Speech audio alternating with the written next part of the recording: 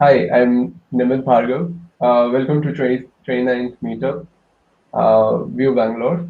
I'm Nimit Bhargav, and I'll be your co-host for this meetup. Along with me, we have Sangeet as well. Sangeet, would you like to introduce yourself? Yeah, so thank you, Nimit. I have shared my screen, so let's Oh, get that going. Okay, cool. So, hi everyone. Thanks for joining us. Being with us on this lovely, day. And welcome to the 29th edition of Vue.js Bangalore Meetup. Excited to have you all joining us from India as well as probably across the world. Hi to everyone. We hope you are all doing well. We know the times are tough, but we appreciate that you took some of that time, to be with us today. As usual, we have an amazing set of speakers today, and we are pretty pumped to hear their talks. So let me first introduce the community. We are focused on obviously Vue.js and everything that touches Vue.js, full stack development. We have been organizing meetups for a while, and since COVID started, we have taken our meetups to the digital space. We have 1,000 plus members on our meetup group, and 200 plus members active on our WhatsApp community. And WhatsApp community in general is a pretty active community. If you haven't joined yet, and if you're interested, like, we would really recommend that you go there. We'll share the link soon. um, and yeah, we have Vue.js communities across India as well. And we are growing day by day, and the excitement for Vue.js, especially now that Vue 3 is coming, is quite high. um, and we welcome you all to come and be with us and share that excitement through our communities. My name is Sangeet Sudhir, and I'm a co-organizer of Vue Bangalore. And I think since last year, I don't really remember the time I joined, but like, time quite flies. I'm a front-end developer at Flock, and we at Flock, we are building a communication tool for the modern workplace, and we use all sorts of front-end tech actually, ranging from React. Angular, Vue.js, and all sorts of front end, methodologies. So like, it's quite a exciting space that we have. Um, and my co-host is and co-organizer is Nimit. So I'll ask him to introduce himself.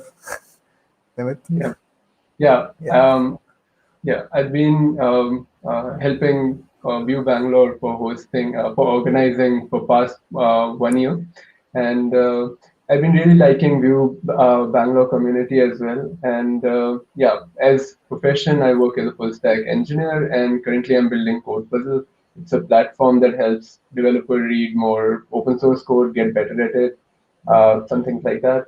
Yep, you can catch me up after this meetup if you feel like. Yep, that's it. Um, cool. So let me just make sure that. And let's give a shout out to our speakers. We have Rahul. Yep. Uh, yep, and Hey, yep, and we got Arnav with us as well. hey, And hey guys, hi. How's everybody? yes, we Doing also great. have another Daniel who would be coming in a moment. Is Daniel right now live or like? He's yet to join, so he's about to join. So yeah, Okay. not a problem. Okay. Cool. Then we can go ahead, right? Yep. Okay, so we have quite a amazing set of speakers with us, and this is the schedule as you can see on the screen. We'll be starting with Rahul first, then moving on to Daniel and Arnav, and we are pretty excited to have them all here. They're all amazing speakers, and we are hoping that you learn a lot of new things, by listening to their talks today.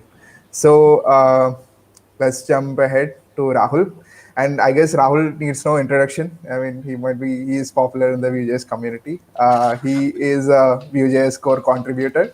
and he's working on the modern Vue compiler, and he has been working on the Vue compiler. He's working on the tooling side of it, and you can, if you follow him on Twitter, you can see a lot of interesting development from Rahul with regards to how the compiler is evolving, the the TypeScript integration as well, which he works on.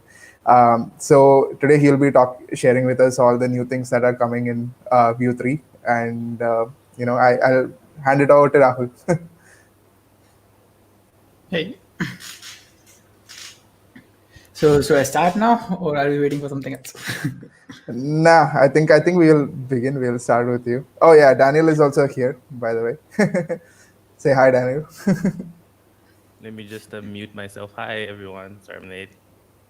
Am I supposed to introduce myself or? No. We just bringing everybody here. So we just wanted everybody to say hi. That's all. So we will get you in detail later. But yeah, thanks for being here, Daniel. So we'll start with Rahul. Yeah. So I'll pass it on to him. Rahul, you can. Yeah, sure.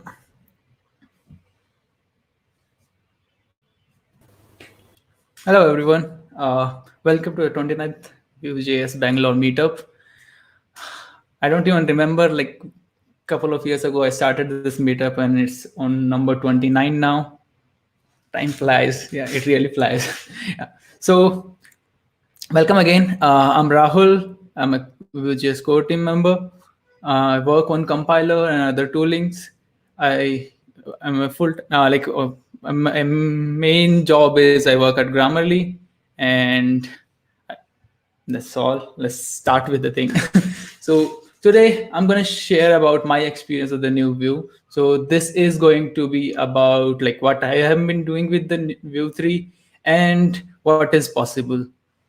And mainly I would be focusing on three parts of it: the composition API, compiler, and a new build tool called Vite. So let's start with the composition API. So I suppose you already learned a lot about this thing. People are talking about it. It's awesome.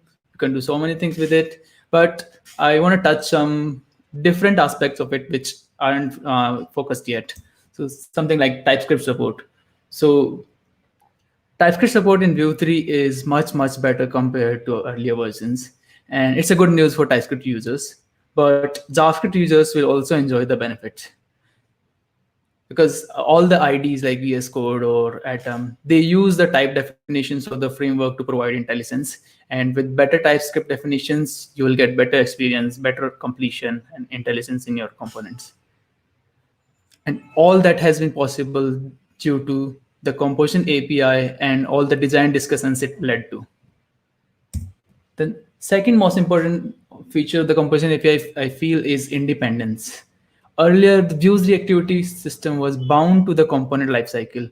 Like if you wanted a computed property, it should be either in Vue component or a Vuex module. If you want a watcher, it should be either in a Vue component or a Vuex module. So that limitation was there. Composition API sets free the reactivity system. So now you can use it anywhere you want, whatever you want it for. And that gives another feature to us. It's refactorable. Since composition API works in and out of component seamlessly, so you can refactor. You can move your code out of your component into smaller functions, and that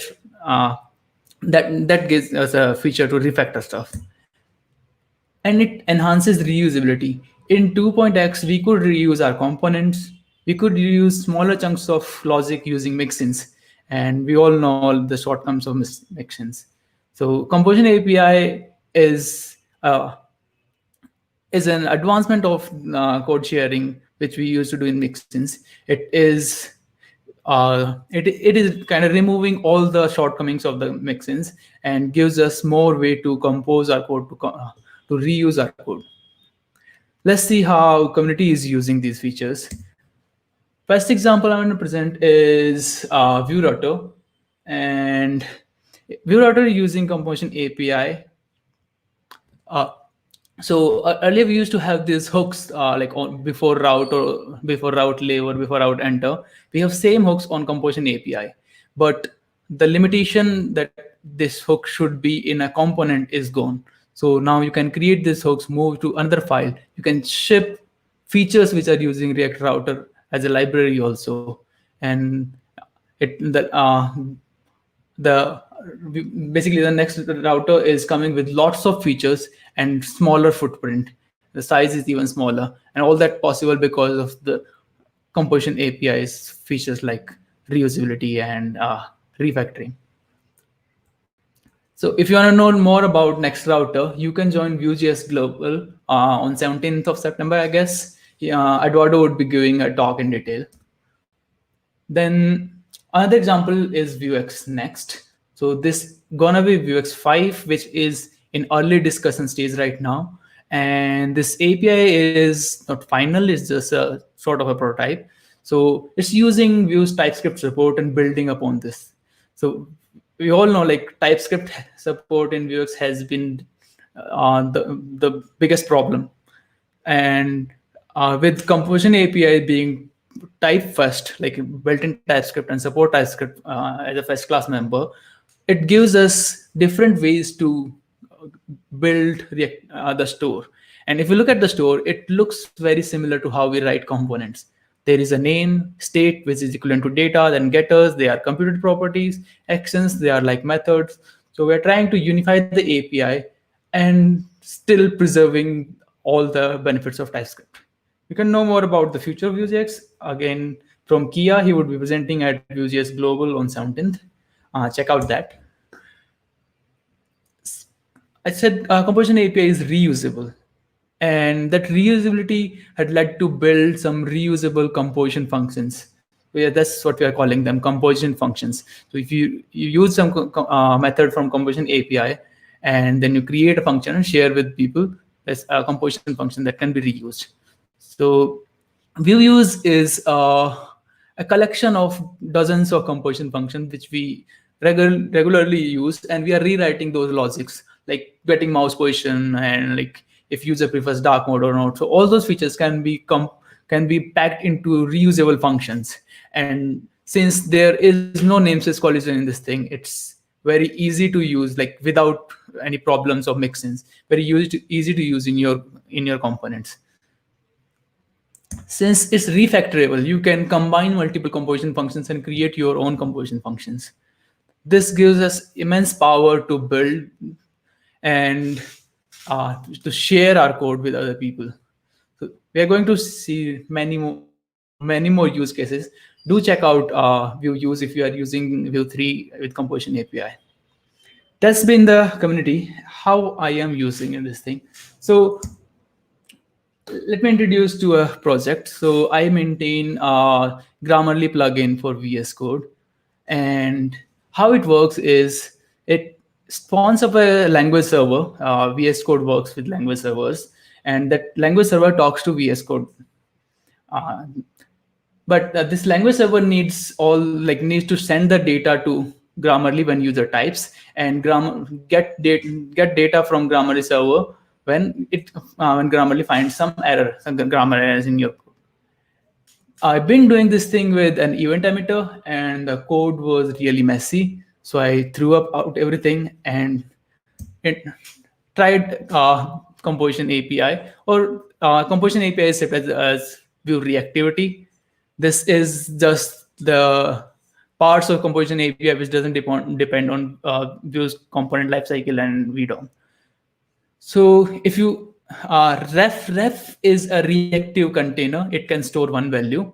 So we would be getting some errors from Grammarly, and we want to send these errors to VS Code. So we use the ref, and we will be getting a couple of errors. So we can create an ref with array. So this alerts is a reactive object. If I set or add new items to this thing, I can watch this thing. Let's see how I'm doing this thing. So I have client. This is a socket client which connects to the Grammarly server. Whenever I get an alert, I push it in my alerts ref.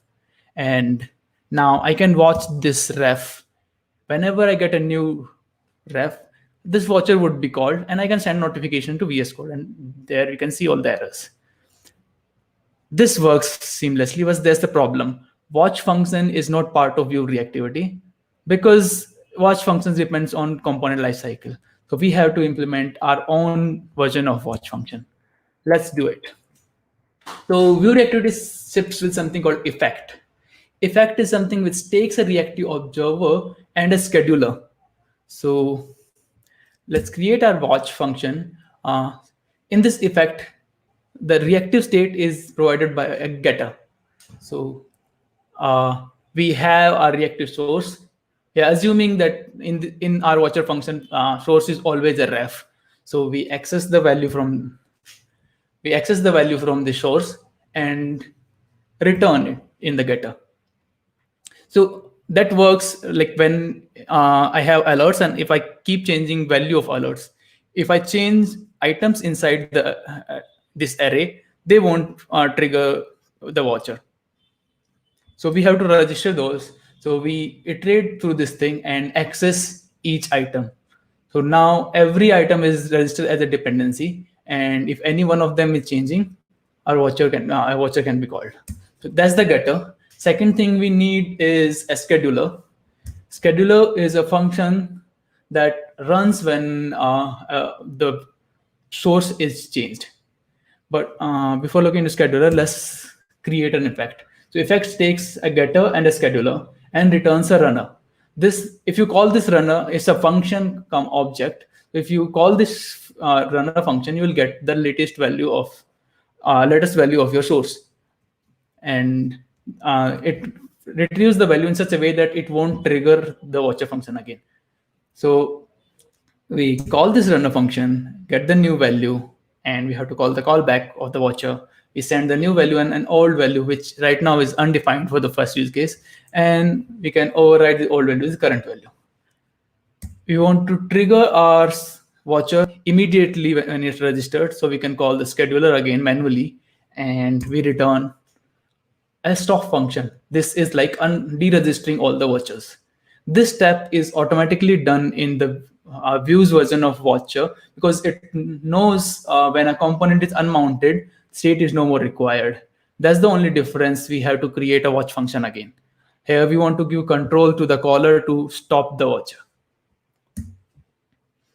And that's it. I made these changes, removed all the event emitter stuff, and it works seamlessly. So this is how it looks like. As soon as it gets the error messages, you will see the counter increasing. You fix it, updates the error message immediately. It reduces complexity of the source code a lot. So yeah, if you can check more about this, how I'm using Vue's reactivity outside of a Vue project, you can go to this repository. It's on my GitHub account, gnck/Grammarly, and you can check out the source code. Yeah, that is the composition API. Is detached from Vue.js, and which gives us a possibility, an opportunity to use it in so many places. You can use composition API everywhere and anywhere you were planning to use RxJS, and it's intuitive and it's simpler.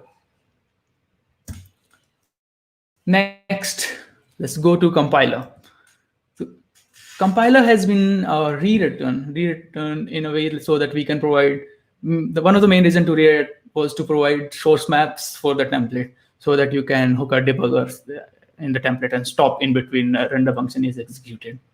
But in the process, we learned so many things and we started doing static optimization. Whenever we found like a template is mostly static, is not using any state, we were doing optimize like reusing the V nodes and hoisting all those nodes. But we found there are certain situations where we cannot do static optimizations, but we can get some hints like this component has single child or this component has 3 slots and all of them are always rendered. So these kind of small hints are passed to the runtime, and runtime uses fast paths, basically bypasses all the checks and uses this hints. This has increased the speed at which Vue performs renders, and That's possible because of the new compiler. Other than that, this compiler is very customizable. It was built in a plugin first manner. Even all the features of the default compiler are built as plugins. So compiler plugins are called transforms, and you can see how the community is using this compiler. First example point is Vue 18. It's an internationalization library. It uses compiler to ship a custom experience. So if you ever use Vue 18, you know there's a VT directive where you can put a key from your local messages. So right now it's using VT hello here, and that hello would replace the string. And so what Vue 18 is doing with compiler is it's processing this directive at compile time, because there's nothing, there's no reactive part in this thing, and so it can be processed as compile time. So if what you can do with this thing is you can set the language to English and compile it out, it will return a render function like this. If you set language to Japanese, it will render, your render function would be in Japanese. Now you can ship different bundles, different JavaScript bundle to your different users. And this kind of translation, this kind of internationalization would have zero runtime cost. Another use case I found is like Vue is using internally the compiler to create a general purpose HTML transformer. Actually, Vue compiler is a general purpose HTML processor. It can parse your HTML, transform it, and output any kind of source you want. So Vue uses this thing to extract all the script blocks in your index.html and convert them into JavaScript files. You can look at Vue source if you want to explore more. How I've been using. So I've been working on TypeScript tooling. So for most of the TypeScript intelligence and tooling, TypeScript language server serves as a source. So if you want to use VS Code with intelligence in TypeScript or JavaScript, VS Code spawns this TypeScript language server, and it communicates with this. It sends the source code, TypeScript language server will process it and give diagnostics or errors or all those information. But the problem is the TypeScript language server doesn't understand Vue. If you are importing a .vue file in a TypeScript file, it will throw error. So until now, what we used to do, we used to create a sim. We just declare a star.vue module, and it exports a dummy component. But TypeScript language server allows plugins. So I have been working on this Vue.js plugin. It intercepts all the call that goes to this TypeScript language server, pre-processes them, and sends to the language server in a way that it understands. Let's say we have a component, let's say this simple component here. TypeScript language server won't understand this. You want to convert this thing into something which it can understand. So we use our compiler and to convert this thing, compile it and something like this. And the TypeScript language server can understand this. But there's a slight problem here. This is very difficult to map back to this, the original source there as template. So let's say if you have some error in this JavaScript function, it's very difficult to map that to the original template. Another thing is this P is treated as a string. And when you get all this error, it will say there's some error in this string or something like that. But TypeScript already understands HTML-like language, the JSX or TSX. If somehow we can take template and convert it into TSX, it can give us the diagnostic in a format in which we want. So this is possible using transforms. So I have created a completely different compiler that takes in template and spits out JSX, TSX basically. And it's parsing this component, taking all the identifiers. Instead of using context.name, it's putting the name. So basically trying to keep this JSX or TSX as much as possible similar to what we had in the template. And this gives an experience. First, the source code is available in this repository. If you want to check it out, check it. I have a demo here. It's a recorded demo. So in this component, you get autocomplete. You can, on the right, you can see the generated render function out of this thing. And if you hold, it gives you type information. If you hover on values in template, you can see it. I might have used wrong demo. Anyways, yeah. So another problem which has been there is you cannot import from .vue file because it couldn't recognize this thing. This plugin enables that. So now Vue files are treated as JavaScript or TypeScript modules, and you can import them as if they were a TypeScript file. Get all the benefits of TypeScript file in a Vue file now.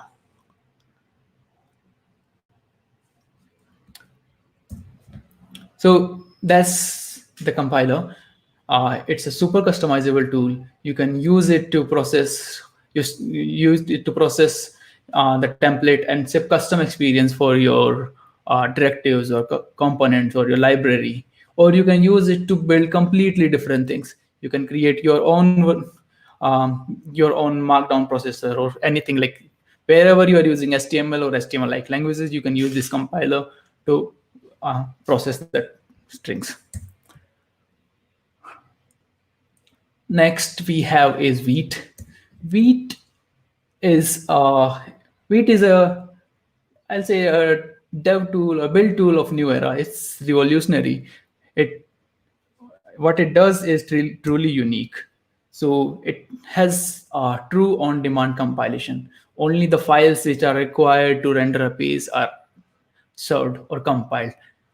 The files which you are not using are not even touched, are not even processed. And this thing gives us instant HMR. The moment you start the server spins up.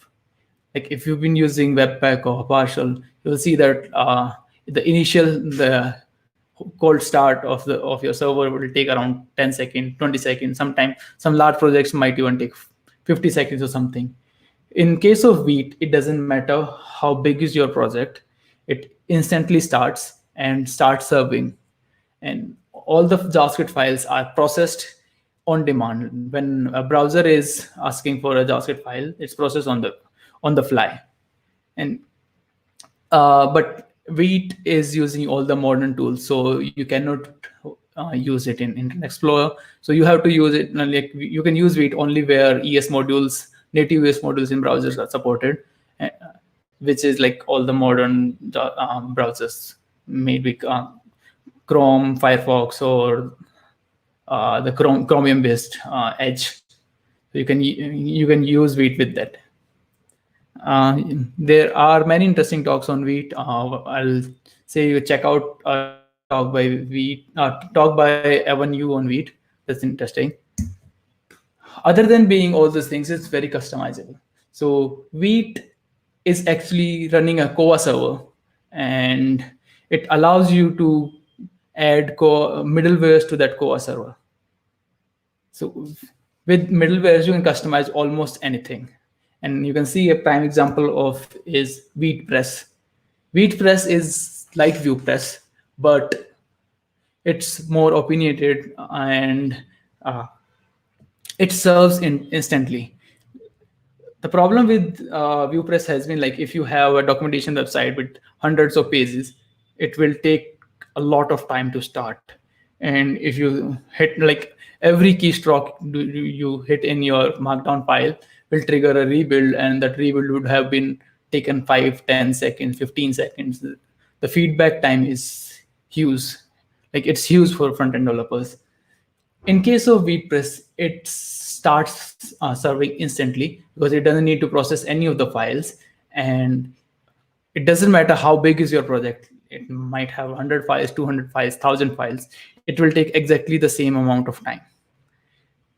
And HMR is instant. I'll show you a demo of HMR. But first, I want to introduce you to a tool I call Preview. So if you've been using Storybook, you have to, like, Storybook is really a interesting way of doing development in isolation. So you can build a component in isolation, test it there, and then add it to your application.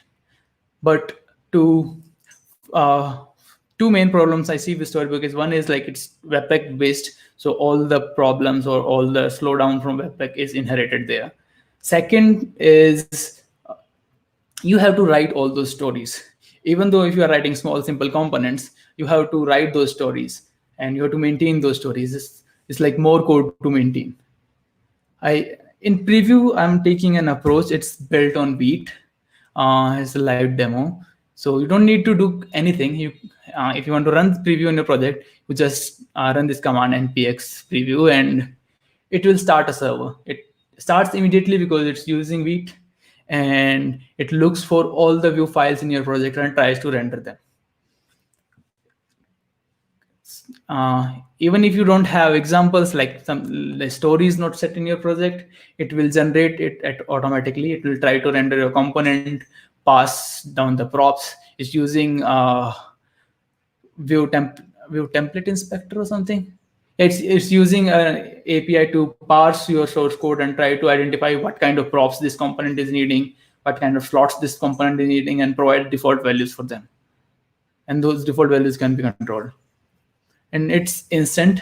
Like you can see the moment you save the file, it's accessible there. Let's run it again once more. So you run this command, it will open a browser, immediately start serving, and you can see your examples. Another interesting thing is like Vite is a file watcher also, and preview uses to this its advantage. So whenever you save a file, it automatically switches to that component. So you don't have to go to browser to change the screen or like change the story. You can just switch to a file, hit Command S, and it will switch to that. It's an interesting approach. I've been trying this thing out. You can check the source code of this thing, and like at my GitHub repository preview. I hope it pans out well. It's working really well for me, and I would really be interested in hearing feedback about how do you feel about this tool. Just to iterate again, you can run npx Vue.js preview in your project, and it will start a preview server. It should be a Vue 3 Vite-based project. So preview is zero config, zero effort tool. It doesn't require any configuration. It is basically using Vite's configuration. If you have a Vite config file, it will reuse that. This is Vite. So we have three powerful tools in Vue 3's arsenal: Composition API, compiler, and Vite. Each of them controlling a different part of the application. Runtime is controlled by Composition API, compile time is controlled by the compiler, and at build time or at dev server time, it's Vite. And this gives us an opportunity to build awesome things. So I'll say, build something, and if you build something using these three things and it's reusable, I would say give me a shout out, share the tool you build, and I'll share with community. I'd love to hear from you. Build awesome things. This has been my experience of the new Vue, and I am waiting to hear about your experiences. Thank you.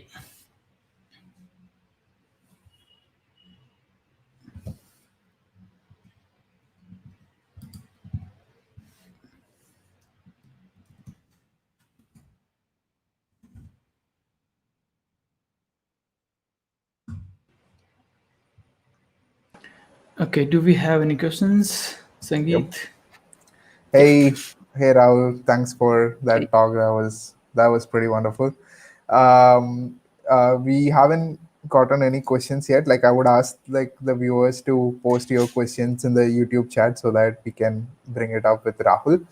I do have a question, Rahul. I think a lot of people are wondering like when they should, when should they expect Vue 3 to land, and when should they expect to start, modifying their existing projects and start, adding all these new exciting tools that you mentioned, and migrate to Vue 3 basically. Yeah, I'll suggest you attend Vue.js Global. Evan would be making an announcement with official dates and all. So Awesome. you should join that and like learn from Vue.js there. Global, right. We Yeah, will which we is will share the link. I think we will be sharing the links for those in the chat. But that's the thing. Like join. Stay tuned for Vue.js Global, and wait for Avenue to update us on all these things. But the tooling aspect is pretty awesome actually. With Vite and all the compiler improvements. So I think TypeScript is finally, I guess, like ready for Vue.js. Like people can finally start, converting. If they haven't yet, I guess, like because of the existing hiccups, I guess they can move to TypeScript soon. Have you started adopting TypeScript for any of these projects, or like have you any existing project that you got to work with? Yes. So all the Vue.js plug and all the official tools in Vue.js ecosystem are written in TypeScript now. But I'll reiterate this thing: like you don't need to use TypeScript if you don't want to. Like it's not a necessity. So you Okay. can very well write your application in JavaScript if you want. And Okay. I've been working on an application that's written with Vue 3 and it's using TypeScript. So it's like, yeah, like initially there were some hiccups, but last few weeks is smooth. All the bugs and issues have been fixed, and Vue 3 is very much ready for official release. Let's see Okay. when we get the official dates. Yeah. Yeah. We'll still wait for that. I've seen like all your work related to editor plugins and VS Code. We are going to get a lot of improvements with that regard. I can finally feel that excitement because I can have a lot better IntelliSense support, I guess, like from VS Code because of the TypeScript improvements. Yeah. So with regards to tooling, I know that we have Vite, which is not really a tool written in JavaScript for those who are not aware. What's the approach, I guess, like for the Vue.js community? So like, is it to like in the for the coming days, like to explore building on top of more performant languages for tooling, like ES build, or like is it to like you're still exploring like JavaScript related tooling? With that regard, like what's the angle from a Vue.js perspective? So like Vue 3's tooling is, I'll say, still in experimentation stage. Like DevTools is still in beta. TypeScript plugin is, I'll say, is early alpha. Like there Okay. are so many ways you can break the TypeScript plugin because TypeScript, the API surface of TypeScript is huge.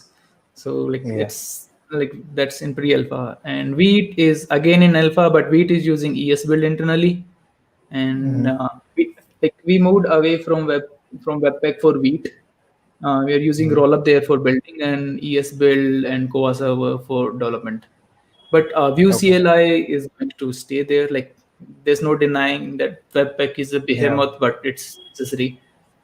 So Vue CLI is still going to be Webpack based, and Okay. it already supports Vue 3. So there is Okay. an upgrade path.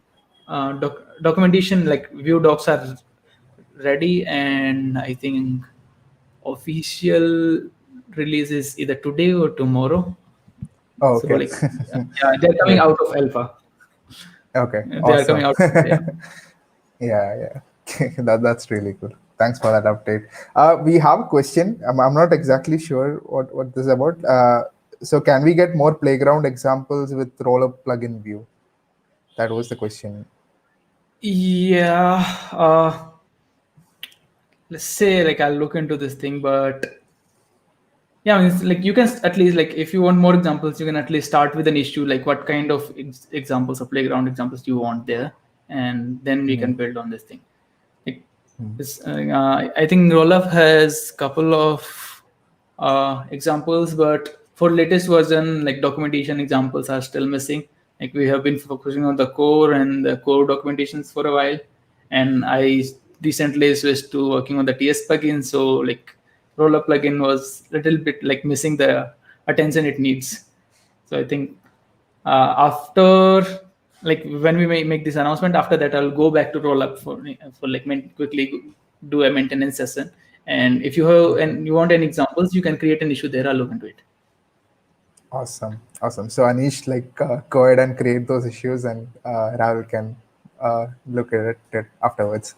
I guess to end it, um, so if so I just want to just quickly ask about this thing, from perspective of having a lot of Vue.js projects. What do you think will be the difficulty curve, in terms of migrating to Vue? Do we have code modes planned, all those things that can take care of converting the code base? uh, Anything like that can we expect?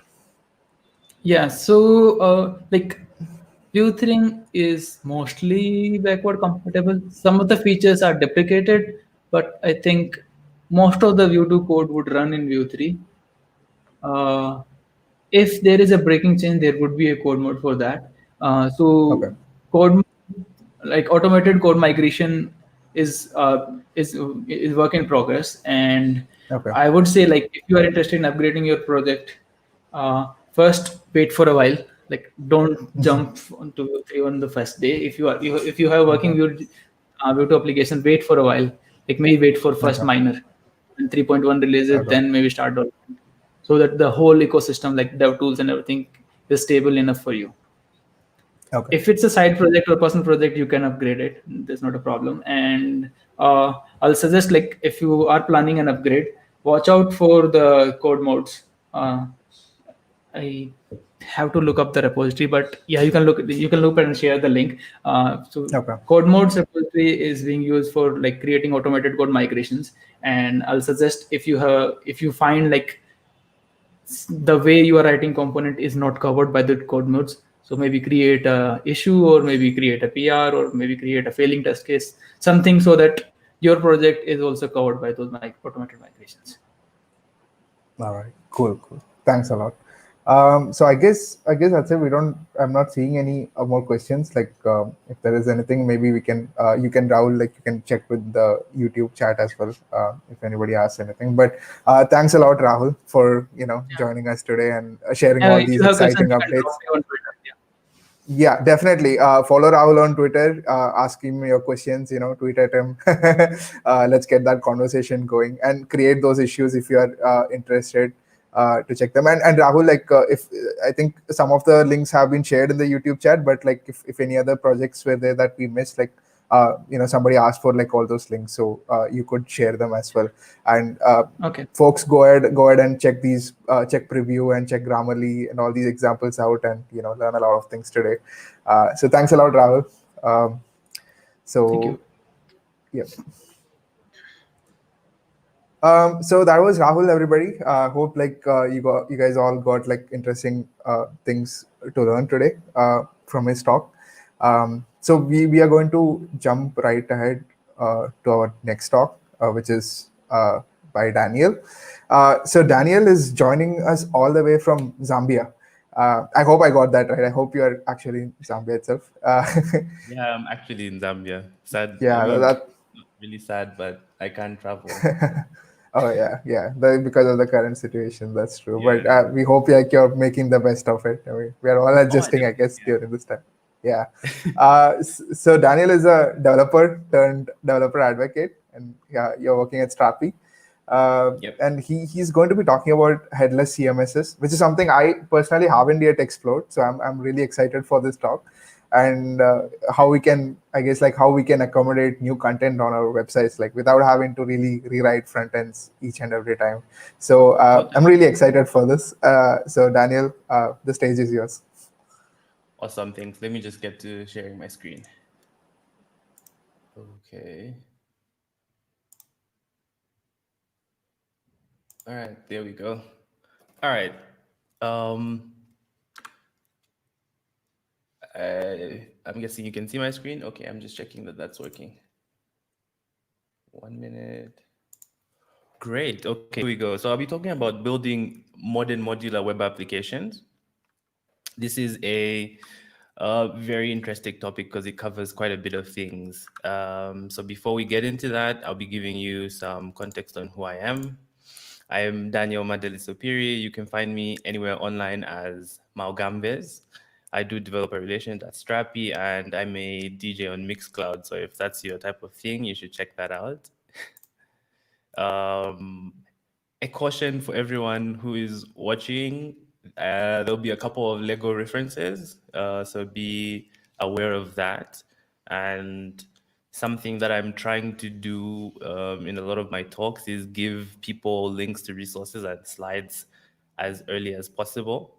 So if you need those, you can find them on this link, bit.ly/strappy-dzone. If you miss this, don't worry, it's going to show up at the end of the slides also. Great. Okay, so let's just get into what we'll be covering today. I'll be looking at content workflows, current or most popular content workflows, and then looking at where there's room for improvement in those. And then I'll be sharing with you my sort of modular creation for what I feel content workflows should be. Sorry. And then I'll be giving you a quick Strappy 101 and showing you how I integrate Strappy in a Next project and implement this modular workflow. And then we'll be looking at room for improvement if there's any, and hopefully getting some questions from everyone. So keep those prepared. Yeah, so we'll get a bit into what current content workflows look like. And I want to talk about content, first of all. When people think about content, people really just think blogs. And they're like, okay, that's it, right? A content really is a lot of things, and it's way more than blogs. Content is event sites like the Vue Bangalore site or portfolio sites. Everyone these days has a portfolio site, which is sort of like their online resume. Streaming sites like Netflix or Hulu or I was trying to think of anyway, yeah, Netflix or Hulu, all of them have some sort of content, podcast sites, e-commerce websites, all these and the things that are displayed on their web pages is content. Many people overlook content and like to put it in a box because and call it like all blogs are the only type of content that exists. So there's way more than that. And I think this is sort of something I like to call the curse of WordPress. WordPress was mostly used to build blogs. So when people think of content and CMSs, people think blogs. So yeah, this is just like a disclaimer that content is way more than blogs. And I think that disclaimer just shows that content is everywhere on the web. Creating it, however, isn't very efficient. And I'll be talking about why that is. I like this quote that says, content is not static, so why should your web apps be, right? Or your processes, why should your processes be static? And this will start to make sense here. So we'll get into what current workflows look like. So we have a couple of players in this chart. We have a developer team, we have a content team, we have your web app, we have your CMS, and we have your end users. And I want to walk us through what processes look like currently. So whenever we want to get a web app done, whenever we want to design a web app, the first thing that happens is the developer team and the content team talk to each other. They talk about design, they talk about structure, they talk about UI. And that conversation happens. And then the developer team goes on to actually build the web app. And then the content team delivers or actually creates content for the website through the CMS. And the web app, depending on what type of web app you have, be it static, single page application or server-side rendered application, then delivers this content plus its interface to the end users. And it's all well and good. Except when you want to add new content, what happens? Maybe you want to add a new hero section or a new web page, a completely new web page. The content team and the developer team have to talk to each other again. And the developer team has to then build out this new addition that everyone in the company wants or that you want. And then, yeah, the content team then adds content to the CMS. And then if you want more changes, it happens again. There's a more conversation. The developers build again. The content team adds, and back and forth. It's very annoying because even the slightest changes to content on the website leave you having to write code. And it probably leaves you feeling a lot like this, right? Which is not ideal, of course. So let's look at room for improvement in this workflow that I'm proposing. There's a lot of things, first of all, that I want to point out. There's probably a lot of redesigns. So as conversations with designers or conversations between the developers, there's also a lot of redevelopment, having to write code just to add the simplest things. And between all that, there's probably too many meetings just to decide what needs to be done, what needs to go where. And yeah, that's not ideal. So I propose we completely crash the system. And this is where my modular creation sort of comes in. So spoiler alert, it's built with Strapi Dynamic Zones, which is a really interesting feature Strapi has that I will be demoing towards the end of the site. It really lets us add components to web pages dynamically as we're editing content. So we write web pages once to accommodate dynamic zones, and then there's no need for a back and forth between developers and the content team whenever we want to add new data. So this is my modular approach. Like the previous workflow I was describing, of course, the developer team and the content team have to talk to each other, talk about the design, the UI, the content structure, and the developer team builds out your web app. But in building out your web app, you build it so that you can accommodate Strapi dynamic zones so that you don't have to have that back and forth between developers and the content team whenever new data has to be added. So the developer team builds it out. They build your UI. The content team adds content to your CMS. Your CMS in this case is Strapi, and then your web app and content are delivered to your end users. So pretty much the same workflow, except this time we built the web app to accommodate dynamic zones. So now we want changes. We want to add a new carousel to our website. We want to add a few images or a few customer quotes. What do? Simple. The content team just adds content because your web app can accommodate it. And when they need another change, they just add content.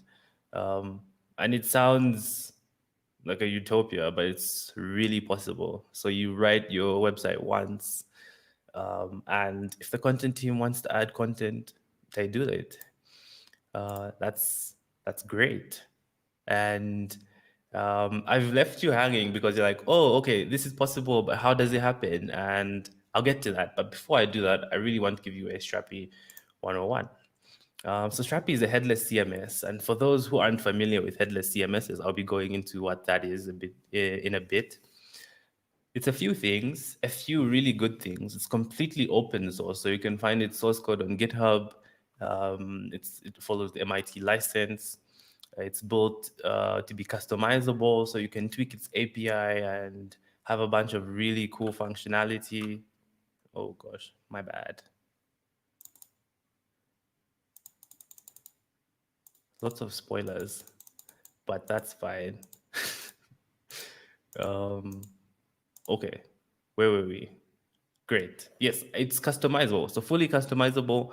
You can tweak its API and change a lot of business logic in how your data is presented or what happens when changes to content happen. It's completely self-hosted also, so you own your data. If privacy is a huge concern for you, this would be a really good solution. And something that's made it super popular is that it's 100% JavaScript. So like Rahul mentioned in his talk, Vite is built with a Core server for development, and so is Strapi. Early on, we banked on Core, and that's proving to pay off. At the moment, it's 100% JavaScript and built in Node.js. So if you have your front end in JavaScript and you have your back end in JavaScript, you only have to be writing one language for both your CMS and your front end, and that's really cool. And we have a really robust plugin system to do a couple of things. I've seen the community build plugins to migrate data from different data sources and do a bunch of really cool things, do user authentication and admin and permissions in your Strapi admin. Plus, it has GraphQL support also. It has REST as its default API, and you can add a GraphQL API also as to extend and use GraphQL in Strapi. So it's pretty cool. And this is an idea of what a headless CMS is. So unlike traditional CMSs like WordPress, where you edit your content and you have your backend, and then you have your front end tightly coupled to that system, um, you you don't really have the flexibility to deliver your content to multiple front ends. The front end you get is the front end you keep. Although that's changed now that WordPress has also gone headless. And headless now means that you can deliver content to any front end via an API. So if your device can do an HTTP request, it can consume content from Strapi.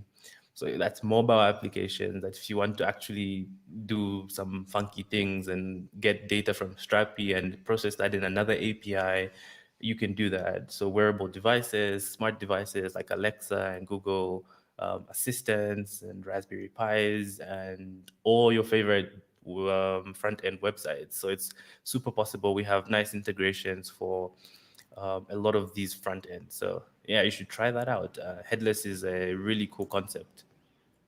So to get started with Strapi, all you have to do is run yarn create Strapi app and your project name.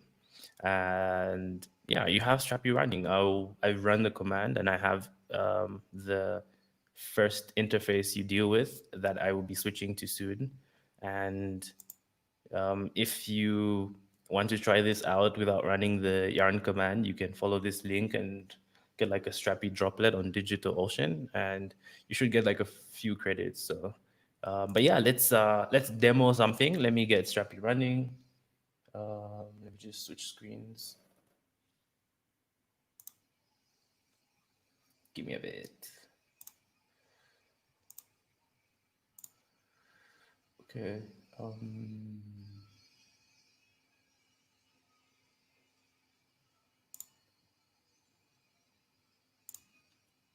Okay. So once you run the command I mentioned, yarn creates Strapi app and your name, you come to a login page like this where you just fill in your first name, last name, email, and a password, and then yeah, get started. So if you haven't got it already, Strapi is a content management system. And in a lot of content management systems, we deal with content and we have a really cool approach to how we structure our content. So we have collections, which are a bunch of fields. Fields are like the smallest type of property. So you can have like a text field, you can have a enumeration field, and collection types are just groups of those. So when you get into Strapi, the first thing you want to do, of course, is create your first collection type. So that's just a bunch of fields that are related to each other. If I want to create a portfolio, for example, I will name this portfolio. So new collection type. We'll name this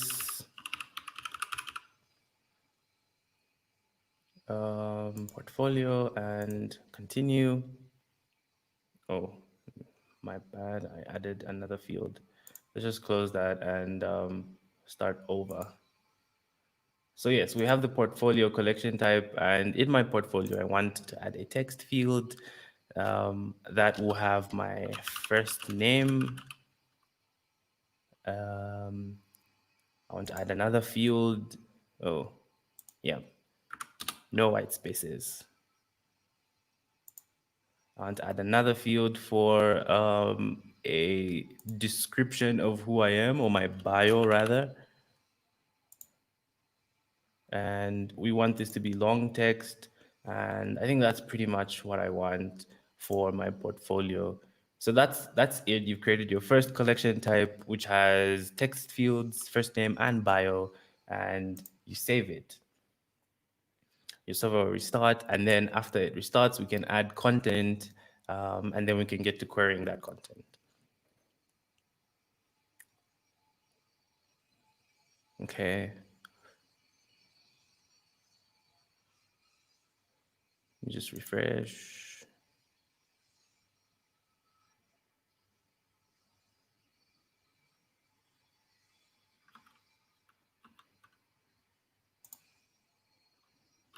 Oops, sorry. I accidentally stopped running my server.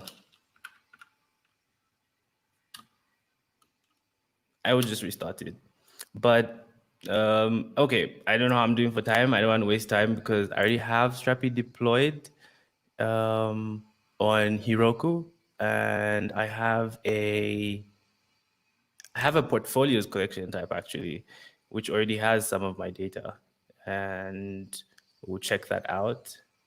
If you want to add more data, all you have to do is add new portfolio and James Blunt. I don't know where that name came from, but I think he's a singer. I have no idea. Please don't roast me for not knowing who James Blunt is. But anyway, we added that content, and now we can use our API to query that. So our endpoint, I left this public for a reason, just so I can actually demo this without authentication. And you can use REST or GraphQL, whichever you want.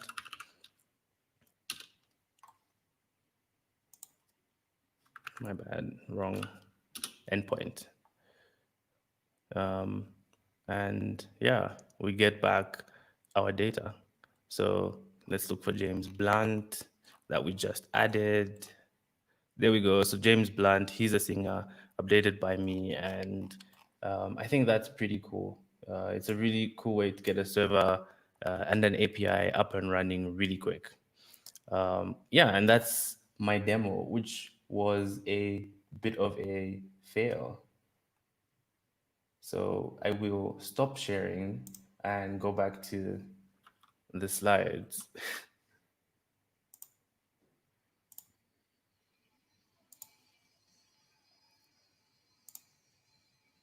Great. Okay, so just like I predicted, there might have been some problems with the demo. But you got an idea of what Strapi does, how its interface looks, and how you can get your first collection type, which is just a group of fields up and running and then delivered via the API. And I want to talk about a Nuxt implementation here. So we'll start off with like the default starter, which is what I started with, which just uses Tailwind CSS for styling. And so this is really just yarn create Nuxt app, and then I named it front end. And we want to build a web app that follows these modular principles that I talked about, build once, and then content managers can just add content whenever they need to. Yeah, so this is what we want to do to achieve that. We want to get Strapi connected, and we want to display some data from Strapi, and then add a dynamic zone to our project. Okay, so to get started, I was using the Strapi GraphQL plugin in Nuxt. So all you have to do is run yarn add nuxt.js/Apollo and the GraphQL package also. So here, let me just switch the pointer. All you have to do is add your endpoint to your config file. This is in your config the JS file for GraphQL, which you'll reference in Nuxt config. So I have this separate because I'm doing a bit of logic on fragment types. Dynamic zones use union types. So if you want to properly query your dynamic zones with confidence, you have to use the fragment matcher. And I've added a resource that explains how to go about querying dynamic zones. And I'll be going a lot more into that also. So here, just add your endpoint, and yeah, that's Strapi. That's getting Strapi set up. So we're done with getting Strapi connected and adding our endpoint. And then we want to display some data. So this is a GraphQL query to display page data for our page. We just want to display the title and the description, and this returns that. This returns just that. And then we want to display some data from Strapi. So, I mentioned having this component first design with Strapi. So we have our parent component, which is your page, and then we have a bunch of components in there. This is a hero component, and we pass the result props from the GraphQL request in, and that prop is content. And then because it is a GraphQL and it follows like a JSON format, your response is in JSON. We parse that with using the v4 directive, and so we can display each and every item should there be multiple items. So yeah, just like I'll go back. So just like we queried here for your title, your page title and your page description, that's exactly what we're displaying. Our result, remember, is in this content prop. So we're saying content title and displaying that, and then content description and displaying that. And that's really how you get your data showing up on your web page. And then dynamic zones. Like I mentioned, dynamic zones are union types. So union types aren't explicit in your schema. They could be there and they couldn't. And this is just a way of conditionally querying a GraphQL API and saying, if this type exists, then return this data. So we have a couple of components for an image or a quote or rich text. So all we're saying is, if any of these components exist, then you should return these and display them. So it's like a conditional approach to querying GraphQL APIs. And I've dropped a really cool explicit article on how this happens in the resources that I mentioned at the beginning and the resource that I'll be sharing at the end.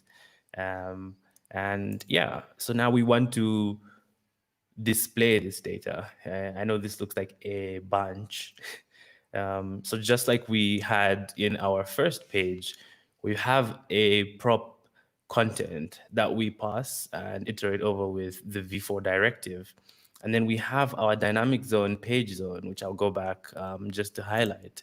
So our dynamic zone here, page zone, has a couple of components, the image, the quote, and the rich text. So displaying this is very interesting because you sort of create areas in your code where if that component exists, then you can just put the component the data that you get back in that component. So that's exactly what we're doing here when we use the VF to just to explicitly mention that this div is only for displaying rich text data that we get back from our dynamic zone if it exists. And we do the same thing for quotes, and we do the same thing for images. And I will demo this. And we sort of have this looking like that. I'm switching through tabs a lot. Sorry about that. I'll go back to, where is that?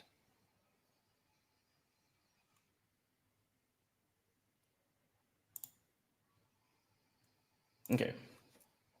So I actually have the application fully built and running here. It's on Heroku, so it's very much asleep. Okay, I guess it's woken up now. My Heroku instance is up. And these are the pages that we have. And I'll actually add content in real time and show you how that works. So we have an about page, we have a team page, and we have a testimonials page.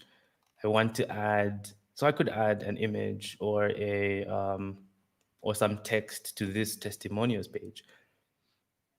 Sorry. So all I have to do is go back to my Strapi admin and go to my collection type, which is called pages. I have a page for my testimonials page. And this is all the content that you saw in the testimonials page. So here at the bottom, you see this add page zone. That means I'm adding to this dynamic zone, and I have the option. Right now, I want to add a quote. So I don't know, I'm a huge, not huge, but I'm a Drake fan. So this is the first thing that comes to my head. Okay. I save that and it will get added to my my testimonials page.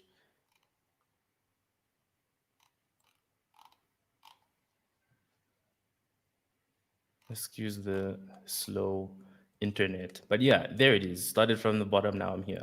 All I had to do is go to my CMS and add data, and poof, it was, yeah, it showed up. I can do the same thing for all types of content that Strapi supports, images, videos, and I can take things out also.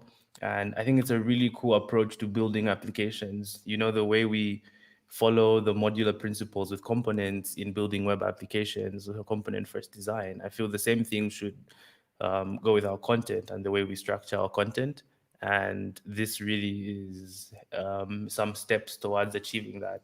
It's not particularly perfect, and that's something I'll be talking about pretty soon. So I'll stop my share, or I don't know if I have, no, I don't think I have time to add more content. But let's just go back to the slides. Yeah. And yeah, that worked, which is great. However, we have a problem because Nuxt has many options for running web applications. There's the server-side rendering, there's the single-page application, and there's the new static mode. So how would we make this work in static mode, for example? A question you might be having is that how will we make this work in static mode? So you can use webhooks and post on Netlify and run a build, like trigger a build every time content changes. It's not perfect, but if you wanted to get it working, it can. And yeah, the demo did not blow up in flames this time, so that's great. However, I would love to hear if you think there's room for improvement. There's some resources that you can find, by the way. Strapi has a Nuxt plugin, and I think Nuxt has a PR that's yet to be merged for an integrations page. And once that comes out, you'll be seeing a lot of lovely plugins and integrations for Nuxt. However, the Strapi one does exist, and you can use it. You can use it for things like authentication, and that's pretty cool. And yeah, so this is it's still a work in progress, like I mentioned. It's a workflow that we're still actively trying to fix and tweak and optimize and make better, and so that it's more efficient for everyone. It's still pretty cool, and it works with single page applications. That's great. And it would really work well with something like GraphQL subscriptions or like socket.io, in case you don't want the whole refresh thing. Of course, there's some trade-offs, and it still works with static sites, so that is very nice. Like I mentioned, I dropped these resources at the beginning of my talk. If you would like to have a look at them, I have a Notion page with a bunch of links to blog posts, documentation, slides, and applications, demo applications that can get you up and running with Strapi dynamic zones and following this this really cool modular workflow to building applications. And yeah, you can check that out here, bit.ly/strapi-dzone. Thank you. I'd love to hear your thoughts. So I think I'll just go back to this page just in case anyone has any issues.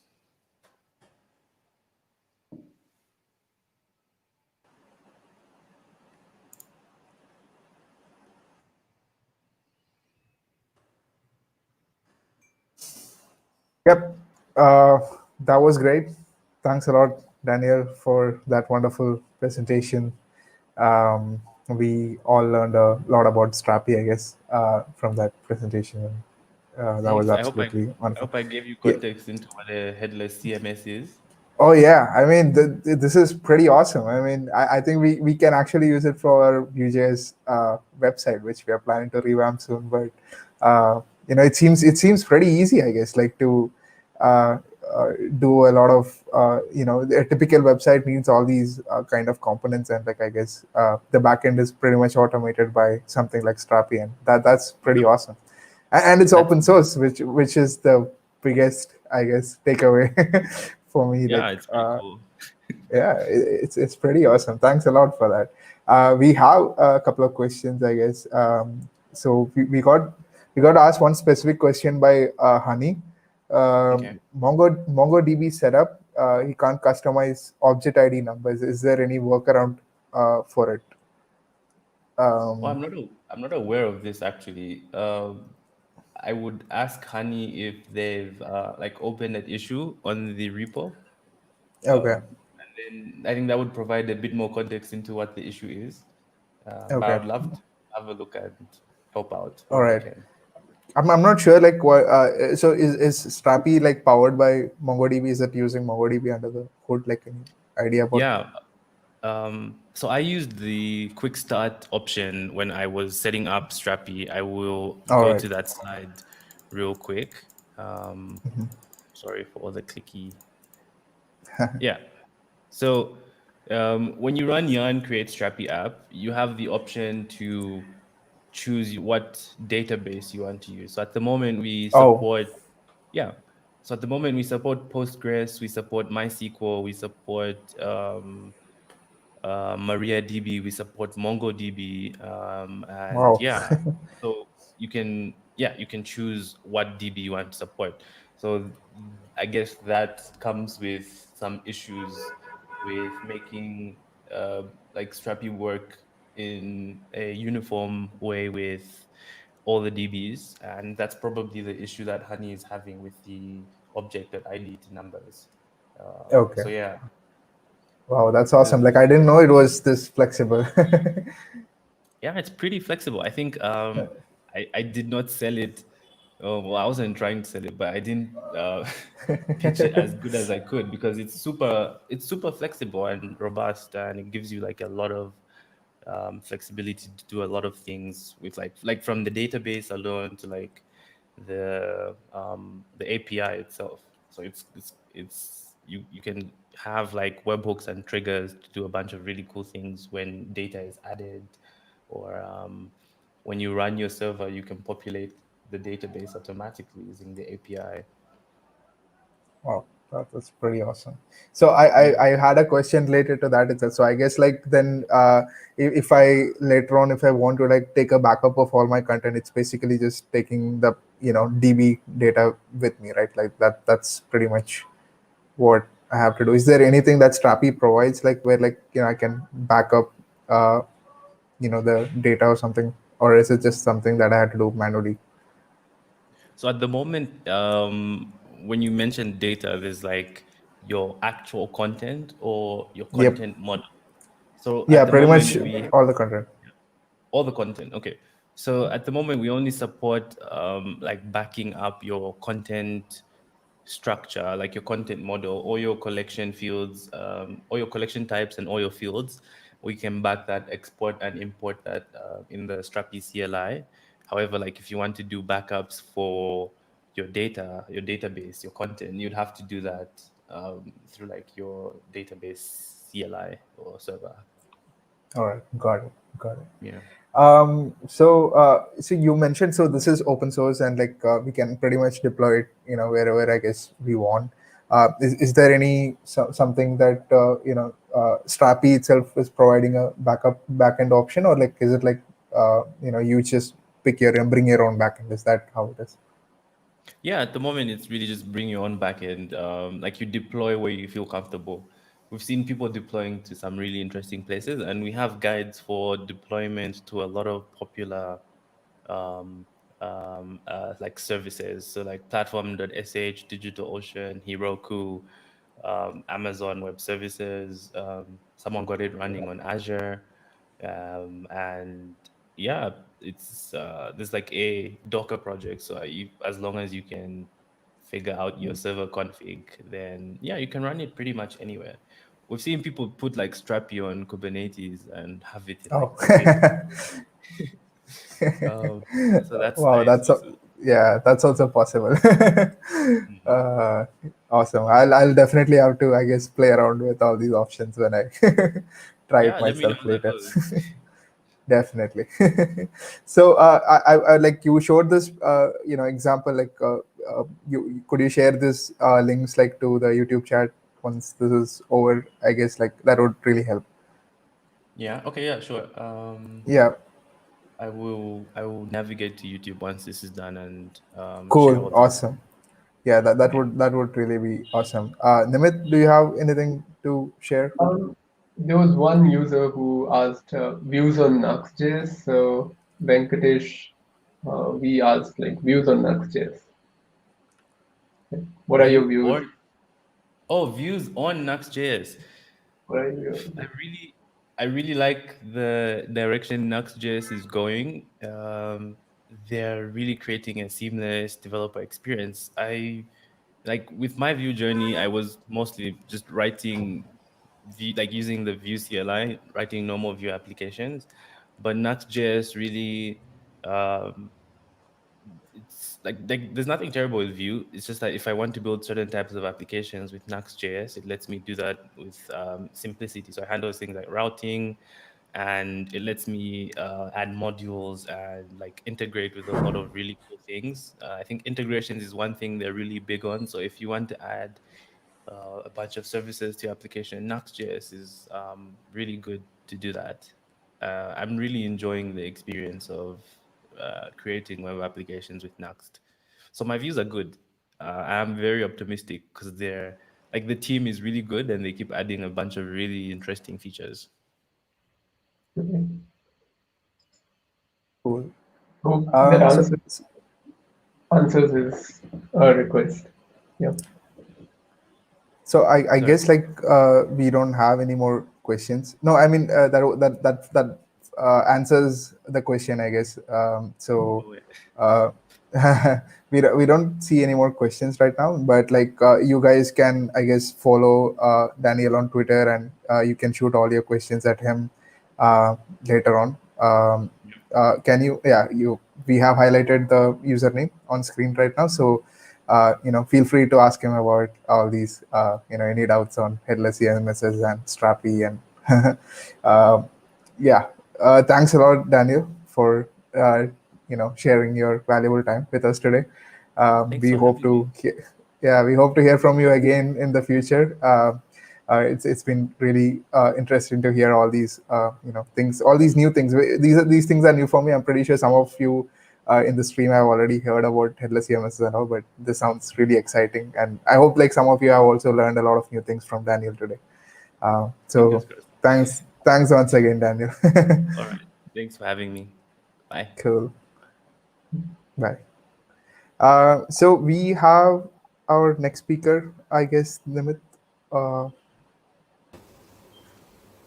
is he here? Yep, he's Yep. here. Hi. Hey, Arnav. So Hey. we have Arnav Gupta next with us. So Arnav is he's pretty popular on YouTube, I guess. Like he's part of a channel called Coding Blocks, and they do a lot of tutorials and a lot of training, I guess, for on all technologies, not just Vue.js. Arnav, I guess like you're not really mainly just a Vue.js guy. You're actually a mobile developer, right? Am I Yeah, am like I right about that? so my mainstream professional career has all been Android and more of Android. Awesome, awesome. But like so Vue.js started off as making personal website. I had to revamp it and I had to pick up a framework, so I did with Vue, and then I mean, I've used stuff like Angular and Ember, which are very heavyweight before, and this felt very small and easy, and it did that.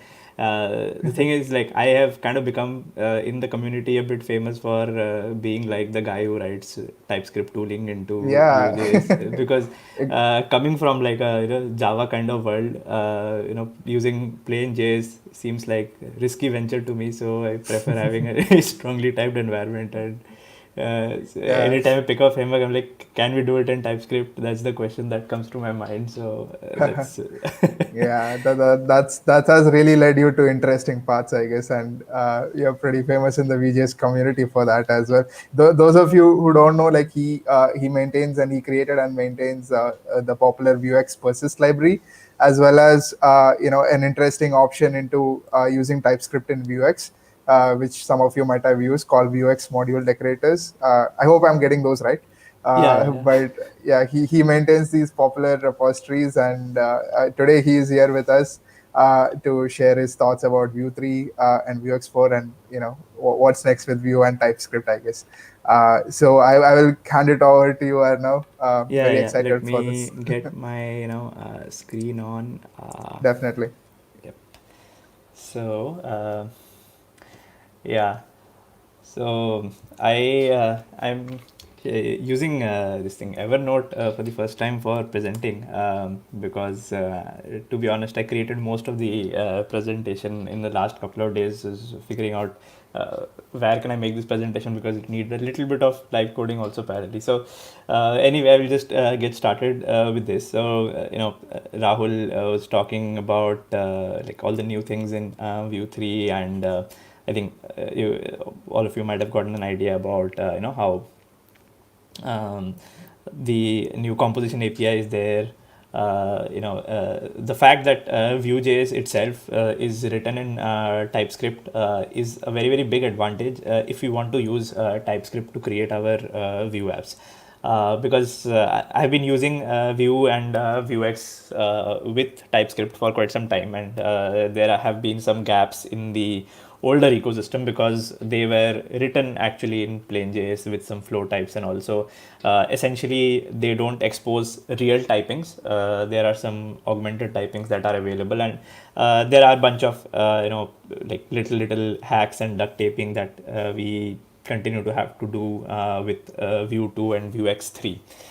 So with what really excites me with Vue 3 and Vuex is that the core itself is written in TS. So that means that there are a lot of real type definitions available, and we're going to see that. And if you want to use TypeScript, so you can do all of this thing in plain JavaScript.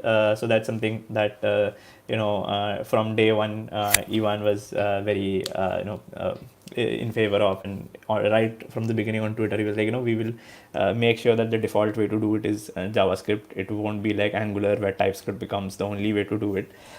So to get started with, if you want to get started with Vue 3 and with TypeScript, so right now the default Vue 3 setup does not enable TypeScript, so you have to go down to manually selecting features. So we need to add TypeScript support, of course. One thing, like whenever making Vue apps, both 2 and 3, what I recommend is that have Babel also on as well, because there are some polyfills that get added by Babel, and if TypeScript does not compile your code all the way down to ES5, TypeScript just does the type checking, and then Babel does the transpilation. That setup works better. There are a little less hacks to be added in this kind of a setup. So I prefer having Babel on, even if you're using TypeScript. So you can do TypeScript without Babel as well. So that's like my setup. So basically using Vue.js 3 and TypeScript, and having a prettier and all setup. So when the default app that will get generated in this case, it will have like the simple auto-generated TypeScript component. You will see a little differences from the JS one, is that so I selected the class component way. So there is a way to do it using class component, and there is a way to not do using the class component. So if you're using TypeScript, you get some of the best benefits if you use the class style component. What are the differences? Actually, later on during this talk, I will be going a little in detail into that.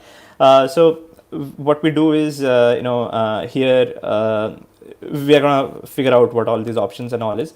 So what happens is, for a default component, it is going to extend the Vue class. So it will be a very object-oriented way, which people who have worked on strongly typed languages like Objective-C, C#, Java, these kind of languages, they would feel more familiar with. Is now we have a, at least at a syntax level, we have an inheritance based system. So we are inheriting from Vue and creating an app component, and we write stuff inside it. We'll get to that. So one thing we need to make sure that if you want to do it this way, your Vue version should be of course 3. Your Vuex version should be 4. Vue router version should also be 4, and Vue class component version should be 8. All of these versions, you can see a -0 at the end. None of these have actually a release yet.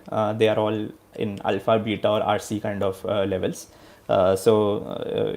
You'll have to, I think, append @next when installing any of these things. If you install it via Vue CLI, then it automatically does the same thing for you. So that's like the basic setup. Now going ahead to what our TypeScript specific setup is going to be there for this cases.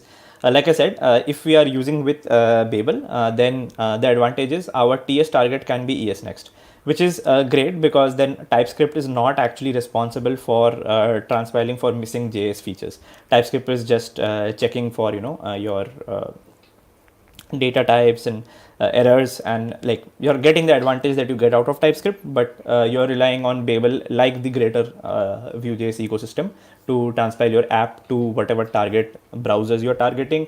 You can essentially target like 98% browsers or 99% browsers, or whichever way you do those presets that you have set up, which is better, because that would be more like, if you are in a big front end team, you would have your Babel presets inside your team, so you're going to be using those and not relying on the TS1.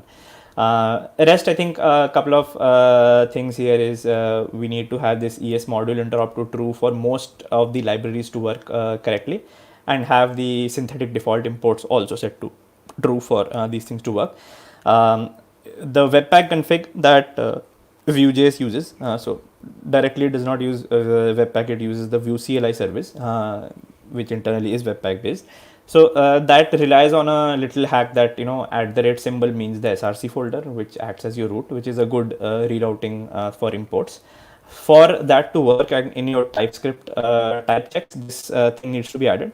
It's a good thing that the default template actually does this thing now. With Vue 2, it used to not do that. So this is something you had to manually undo that. So that's been updated in the template, which is quite good.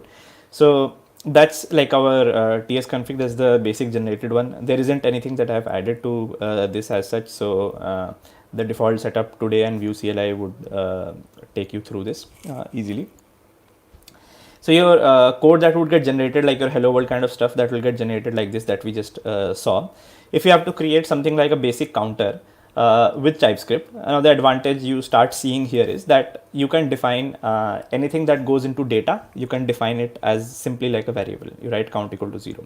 TypeScript will do the type inference. It will make sure that this is actually a number when you are operating with ++ here. So here, if you try to do any string operation like split or something here, TypeScript will give you a pre-compilation level error itself. Inside your IDE in VS Code also you will get that error. So you start getting the benefits of type checking, and you actually deal with this like a actual class kind of code that you deal with when you are working on, say for example, I work with loads and loads of Android code every day. So Vue is something that I do kind of secondarily in my life. And what I like is seeing code like this, where this .count actually means that that this refers to the current component. So at least syntactically this feels very similar to object-oriented code and Java and Objective-C kind of code that I write in other things that I'm working on. So this compared to the other way where we are using the object that we are creating, there what happens is that we have got something called methods, and inside method we have a function, and inside that function when we write this, this is actually referring to the data object. So that can look a little unintuitive to people who are more well versed with the traditional usage of this, which means it should refer to the instance of this class. Now these kind of classes we never actually go and create new counter kind of thing, because these are not really classes when it is actually getting used internally. So but yeah, write count like this is a very simple code. There's a button which triggers the increment function and does this.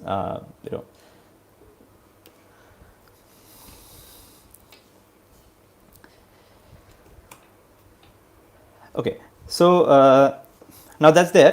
What we would be discussing further is what types. So there's a pun there if everybody notices, but there are three ways in which we can create these Vue3 components with TypeScript when we are using TypeScript. So for example, if I just want to make a simple to-do list, I wanted to just focus on the tooling and the setup and the basic syntax rather than go into creating like a complex demo or showing like what all we can do in depth, because I just wanted the scope of this talk to be on like how the new ecosystem and TypeScript works. So we just have a simple demo. We have a simple to-do list kind of a thing. Now with that, the most simple way which is available on the Vue.js guide as well is called the define component method. So it's called the options API as well. Now Vue.js has like the distinction between how you create components. You either use the options API or you use the composition API. Now earlier there was only one way, and the older way is basically the options API, where you create an object. Inside that object you have data, you can have computed, you can have methods, you can have watchers, and you can have props, all the other things that you can have.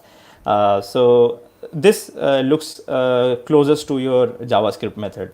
Only thing is in the JavaScript one you can just export this object directly. You don't need to put it inside this define component thing. It's not necessary. When you're doing with TypeScript, if you do this, that's when you start getting your typings. So you return tasks. When you do that, the advantage is that if you create any method inside the method, this would actually now start being a strongly typed reference. So this is how we write this. In fact, I can actually shift down to the code a little bit. So this is my say options API one. So if I have something in data, if I have the code, the font and all is visible, right?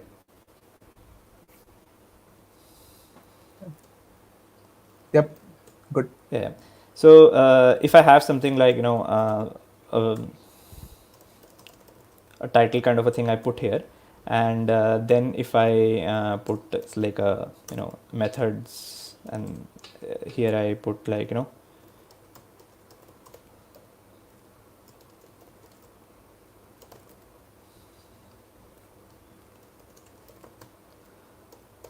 so this dot title, this autocomplete actually starts coming. If I put anything else, then I get my errors as well. So this typing automatically starts working, and this is something that used to work with Vue.js 2.0 and up to 2.6 with the Vue.extend method. So there used to be something called Vue.extend. Now the same thing is. One second. You could like it's I think YouTube is like kind of making it a little bit choppy, so maybe you can turn it up like a notch, the font size. The font size. Yep. This, right? Yep. Okay. So basically, when you put inside something inside data, and whatever types are, it gets inferred, and you can do this. If you have anything that's in computed or inside getters, in those cases you might need to actually specify the return type of the getter and specify the return type of the computed. Might need to in some cases. You will find out where the case is. If there is a cyclic dependency of data type, then you might need to. With normal data types here, these are always inferred from the right side. So if you want to do something like plus plus, then also we'll get an error because it's a string. If you want to put another string there, so that works. So this is basically how the main typing comes across. We'll put the new title here, and yeah. So you get full TypeScript support, you get errors when data types do not match, all the benefits of TypeScript right there. Okay. Then the other way which we actually just saw the example of, and the way which I was saying is I prefer writing code is you do the class style component page. So when you are setting up your project, you can select yes for that option. It will ask you whether you want class style component like this or whether you want option components like this. Now you can mix and match. Some of your components in your project can be like this and some of your components can be like this. That's perfectly fine. Okay. So with the class style components, your component actually extends the view class, and you create elements like this here. And in this case, like again dropping down to the code once, if I just go to the class component one. So here, if I have to create the title thing, so I will just create title like this, and I can create something like this. And if I have a method which is update title, if I do, so that will look like this. And here then this dot title, again you get full autocomplete and typing support and errors if you pass something that does not match the type. So that's how this part looks like with the class style components. Now with class style components, if you have to set up some something which is apart from your data methods and other things, in that case, because data you just put it like variables here. Methods, you just add any function here that becomes a method. And if you create something as a getter, if you create get something like this, you can create if you want to. You can do return this dot title dot to uppercase. So this basically title in uppercase becomes a computed property. If you create a getter, it becomes a computed property. Apart from this, if you want to create something like props and all, those you need to define inside the options decorator above the class component there. So any other kind of things. So your data and your methods and your getters, they get automatically handled here. The rest of the things you can define here, like if you want to define props, they can go here, and that will be very much like how the options API works, which the most default way of working with things. If you are you have any little bit of idea about Vue.js, so you know how that part works. So that's it. Now we of course have heard and about the composition API, which gives us a very new way of working with Vue.js, where our lifecycle hooks have like a on create instead of created, and instead of creating data method and all of those things, we write our things inside a setup function. So it's good for a mixin based environment where you're working, and it creates very reusable things. There is, of course, Rahul already talked about it. There is a page on the composition API on the Vue.js guide, which tells more about the benefits of this.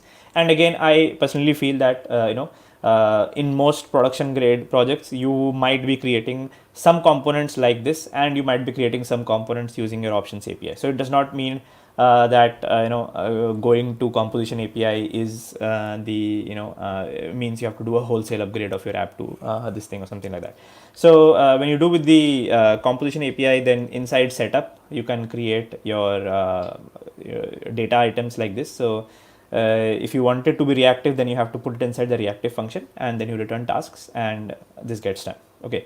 So here also, when you create any methods, you will get full type safety and autocomplete based on the data type of the return object. So whatever return you put here, that type will get inferred automatically, and you will get full type safety for that. Okay.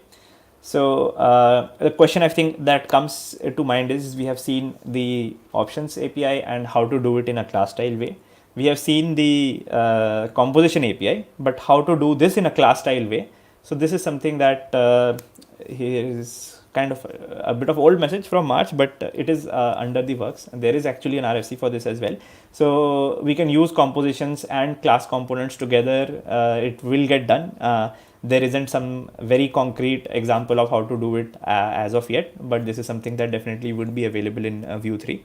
We would be able to use the composition API also in a class style way. So yes, best of both worlds. That's going to come as well. Now, coming to how we deal with Vuex 4 and TypeScript. Now, I will come and advertise my own library a little later, but we can actually use Vuex with TypeScript natively also. There is a little extra boilerplate stuff that we need to work with, but we get very good type safety with Vuex 4 with TypeScript as such. So generally your store definitions are like this. You call the create store function.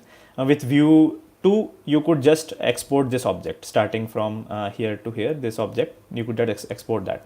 So now the recommended way is you call the create store function and then you export it. It gives you better typing. We will see what happens inside the create store function in the next segment. So we have to define state, like we can create a separate state file inside my store folder where we can create our model definitions. Like I have an FAQ, so I have created a definition for FAQs and I have create an interface for state where FAQs is an array of this FAQ class of objects, and we create our state object which is an array of FAQs. Okay, then we can define our mutations. So for mutations, for proper type safety, what's good is that we create this kind of an enum which contains constants for our mutation types. So this is something that people who work with JS also do, because when you are calling .commit and you're calling .dispatch in those places, if you are always hard coding your strings, you could make a little typo somewhere and that commit will not work. And refactoring is kind of hard because you have to change the string everywhere. So what's better is that you create an enum. This enum will contain the name of all the mutations, and then when you create your mutations, you use mutation types .add FAQ as basically like a key to define the function. And when you're, so this is basically my type definition in a sense, and this is my actual implementation. So it's kind of like, you write your C++ header file and your C++ implementation file. So like I said, there's a little more boilerplate if you do it in TypeScript, basic Vuex. So you create your definition separately, then you create the mutation tree.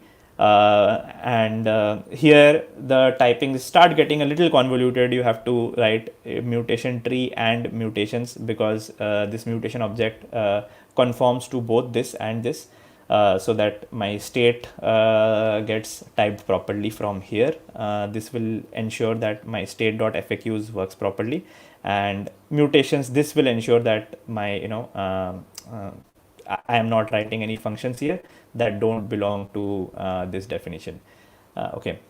So we write the state in one file, we write the mutations in one file, and we can put them together in my create store. I can just import the state and I can import the mutations, and I can create store and put those here. Okay.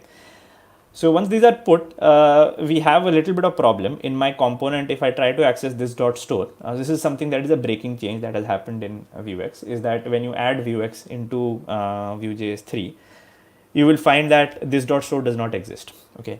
Earlier, it used to inject this data type into Vue's data types, but now it does not. So you will find this .store, it will say that, property store does not exist on type. So that's where, we will have to do some, extra work. So we'll have to create our store data type. So the store data type has some, hacks here. So what we need to do is we create a Vuex store data type, but we remove the definition of getters, commit, and dispatch, and instead inject our own definition of commit. Now, this slide and all, I will just make it available after this talk, and the way of doing this. So this is not something I feel in production. People who are using TypeScript will not create these hacky store definitions a lot. People will use something like a library, and we will get to that.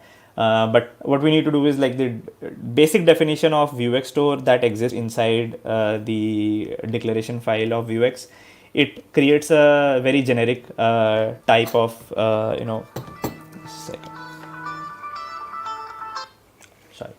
So what it does is it creates a generic definition of getters, commit, and dispatch, all of which accepts any string as a name of action and mutation, and all of which accepts any kind of payload. So that is not very type safe. So instead what we want is our own definition of commit, in which we can only pass one of our own mutations, and in the payload it can only access the corresponding payload that we would have defined here. So if my key belongs to this, then the payload must belong to this type. Okay, so it's a very convoluted way of making sure of that. So there is this type definition in TypeScript called omit, which takes this data type, removes these from that, okay, and then if you AND it with this, so it injects these into it. So if I want to like replace the definition of getters, commit, and dispatch, so this is like a lot of compile time magic for TypeScript that happens there. And we have to put a little shim. We have to create vuex.d.ts, and we have to write that our store definition. So we import our store definition and we write $store is basically our own store definition, so that up here this dot store, this problem goes away, and it will actually go away. So now when you start typing this dot store dot state, when you get here with Vue 2, what used to happen is that this object used to become any, and you could write anything after that, and it used not to be type safe, but now it is type safe. So when you go to FAQs, you see that. Okay, so is this really worth that effort? So that's what I think first time when I tried doing this with Vue 2, that's the reason I created this library called Vuex model decorators. And so what I've seen is there are a little bit of glue level changes that I need to do. I will update this library eventually before these Vue ecosystem hits release with Vue 3 and Vuex 4. But as of today, if you want to use the Vuex module decorators library, it works with Vuex 4. You can create your stores more like this. You create a module, you extend from Vuex module. This is very similar to the class-based components that we had just seen. So we create task module which extends Vuex module, and we create our anything that we create as variables, they become our state properties. Any methods we add here, they automatically become our mutations. Okay, and any getters we add, they become basically our getters as such. In stores they are called getters only. And if you want to create an action, then we can create an async function. Async functions are actions automatically. Non-async functions are mutations automatically. So very much like how the Vue class component works, you can create Vuex class-based modules, and you have to pass the store into the module like this. So it's a little reverse, you can say dependency injection way of working here. So you create the store and you pass the store into the modules. At the boot time of the app, it automatically injects this module into the store. The store file, you don't have to define anything, and then you can, instead of simply do task module, fetch the task module, and you can access things inside task module like this. And these are all type safe now. So you don't need to do all of these things. This stuff, this ugly stuff that we saw here, we don't need to do that, because our get module function will actually take care of that. So when we do get module, it will be a type safe version of the module that we will get. So I'll just finally show a few things, which is what is really happening in these functions. So we have seen the create store, create component, these kind of functions are there. So create store function actually just calls new store internally. Okay. Only thing is that it adds you all these type definitions which are important when you're working with TypeScript. And define component, which we have seen in Vue options API. So that also is essentially does nothing. It just sees that if options is a function, it will treat it like the setup function. Otherwise, it will create an object where it will pass options as the setup function. It's really like the comment says close to no ops. This is taken from the Vue.js source code.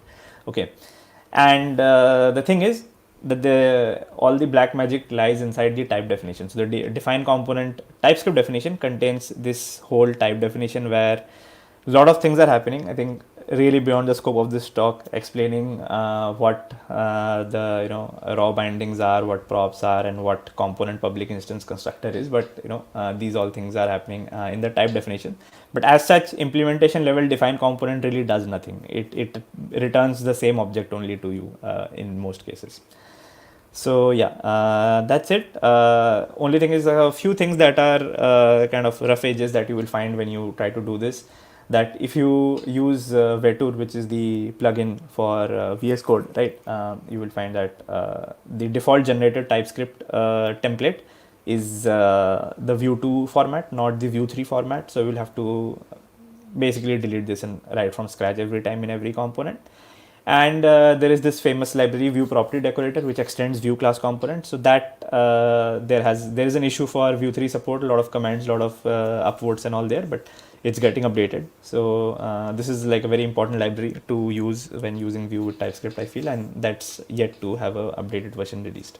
So that's like the stuff which is kind of in the works right now. So yeah, I think that's it from my side. Anybody has any questions, I'd love to take them up.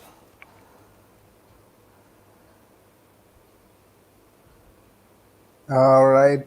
That was a very interesting talk. Thanks a lot, Arnav. We really saw like how much work it is right now in Vue.js too, that to get TypeScript to work with Vuex. There's a Yeah. lot of black magic. There's a lot of black magic involved, like you mentioned in the slides.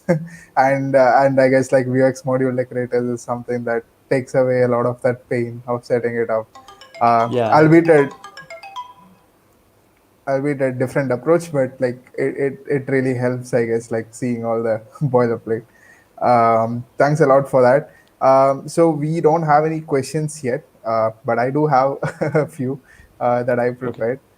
So I just want to like first I want to understand, like, since you are into mobile development and like you said, like a lot of Java influence, maybe Kotlin as well. Like, what do you think about TypeScript, like coming from that strongly typed language ecosystem? And would you prefer something like TypeScript at this point, or there have been strides like Kotlin also has, I believe, a web compilation target or something like that. Yeah. Like, what's your thoughts on like TypeScript basically? So I believe like these days what I see, I did a talk like a couple of years back at a DroidCon actually, and it was basically comparing native development with React Native and native script kind of things, and also with Flutter. And when I did that, I think part of that talk, I think the initial part, I was just comparing the Swift, this thing, Dart and TypeScript and Kotlin. So these four languages, kind of, if you look at Stack Overflow surveys and GitHub trends, these are rising very fast. All these four languages, and these days, young developers, they are all picking these languages up pretty fast. Everybody's kind of liking the syntax, and I did like a four-way quadrant comparison for a lot of things like defining variables, creating functions, interfaces, then how do you create tuples, how you create arrays, and all. And all these four languages look very similar to each other.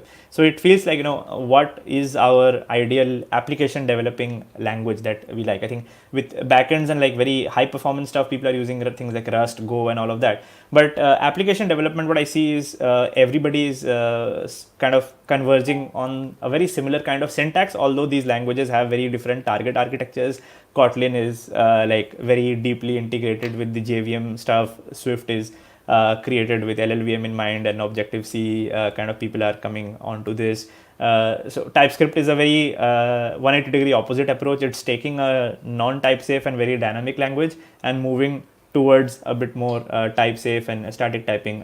So it's turning something which is completely not strict like JavaScript and adding a little bit of strictness to it. Something like Kotlin and Swift are taking very static languages and making them a little dynamic. And I think we are reaching a point where they converge in many things like syntax, the features that we need out of a language, And all of these languages have very cross-platform aspirations as well, because with TypeScript, I mean, not TypeScript itself, but via things like React Native or with native script, you can create cross-platform things with TypeScript, desktop, mobile, web, all of them. Similarly, Kotlin has multi-platform. Swift is getting used in creating multiple things.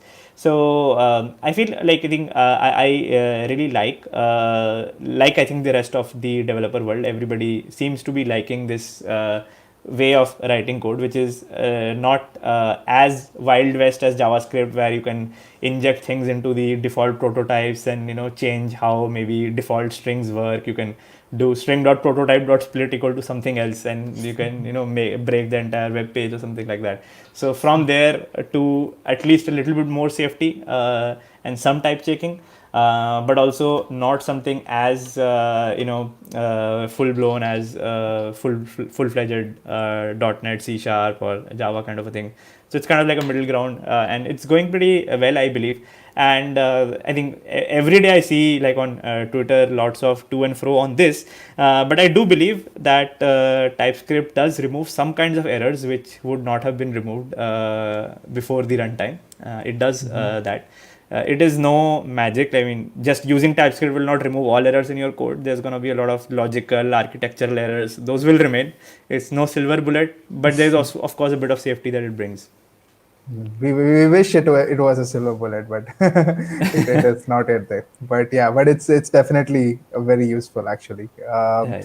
So you saw all these new changes with the composition API, and like considering that like the ecosystem is moving to more functional approaches, and like you are more of an object oriented guy. What's your perspective on that? Like for example, for options API is something that Vue.js has embraced from the very beginning, and I believe that has also a charm for Vue.js, into bringing people into I guess like Vue.js from Angular and other this thing, and now it's more functional. Now it definitely helps us to organize things, but what's your take? Like where do you think like those kinds of composition API will be needed, and where do you think like you are comfortable with using whatever is already there? So I think that what I see is that a lot of projects and like big teams and all, what they end up doing is they end up using both these styles of writing code.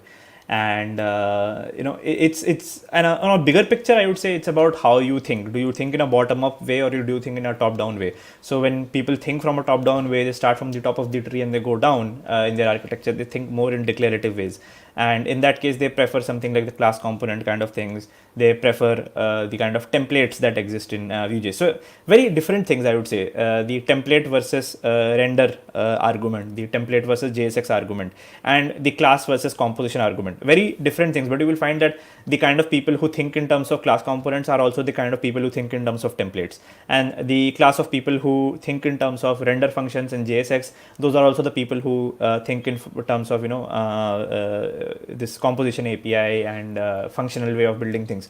So we will continue. For the last 10 years we have been doing it, and for the next 10 years people will keep on saying this way is better than that way. But I feel half of the developer world thinks in a top-down way, half of the developer world thinks in a bottom-up way.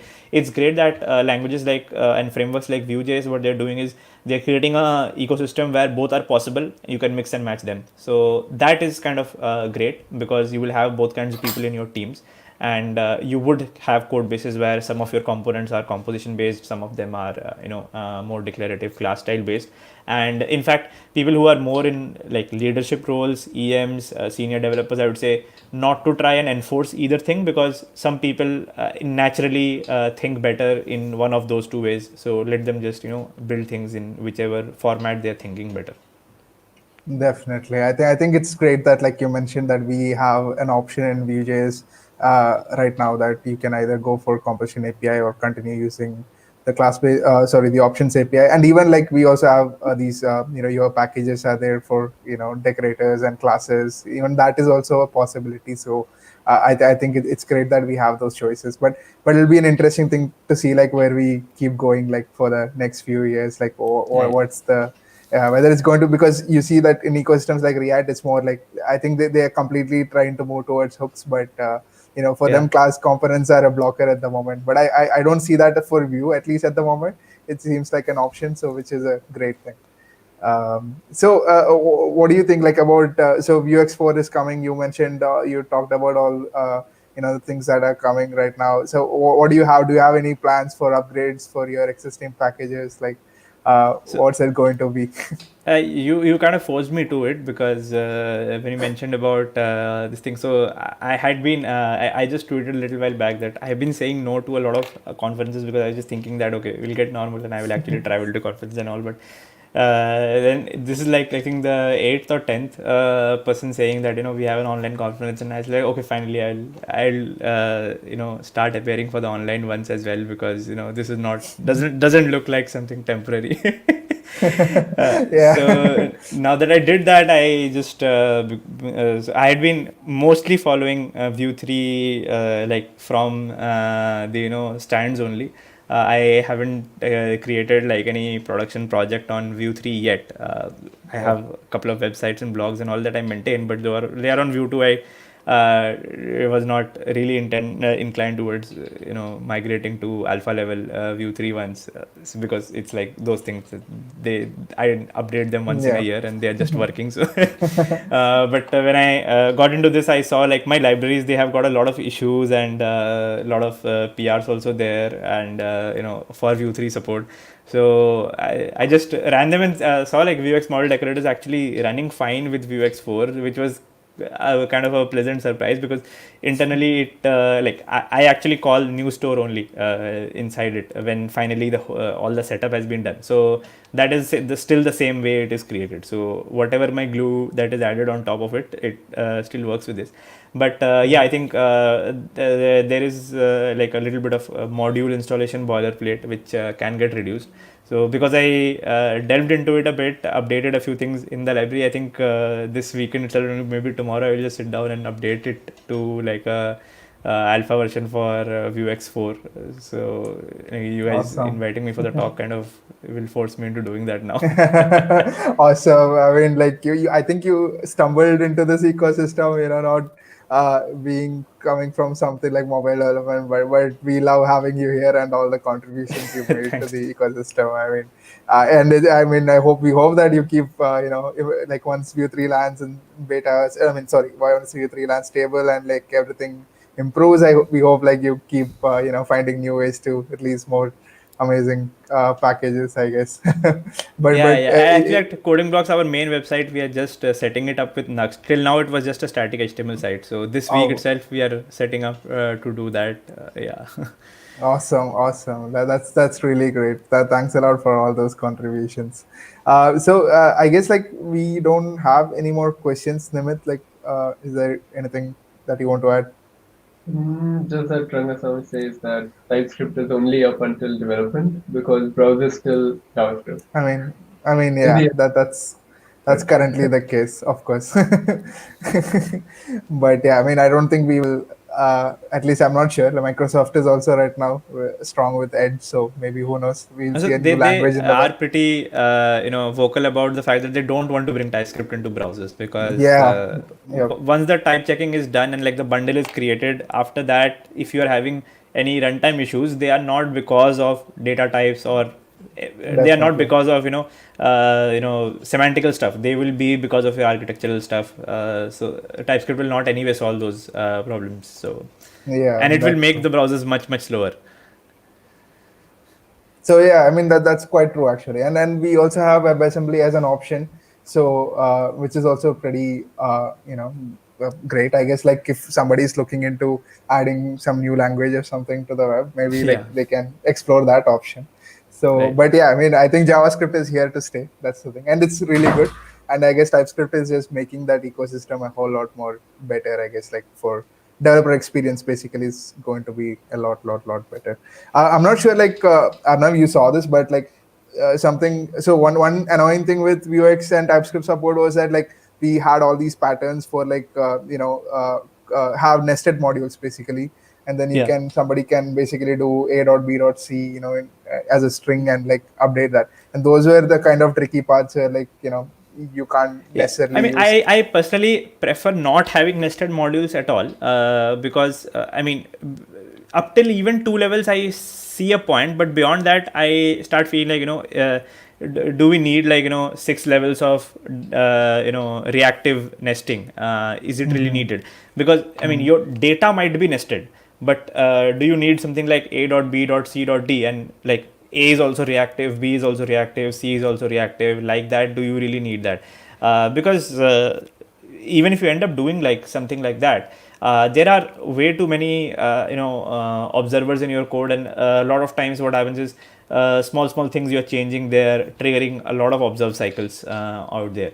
So that level of nesting, and how much in production people are really going maybe beyond 2 levels, I don't know. So one level of nesting is definitely something that's there. I mean, I intend to add support at least for that in the update that I would do on Vuex model decorators. So it does not actually, my model does not support nested models right now.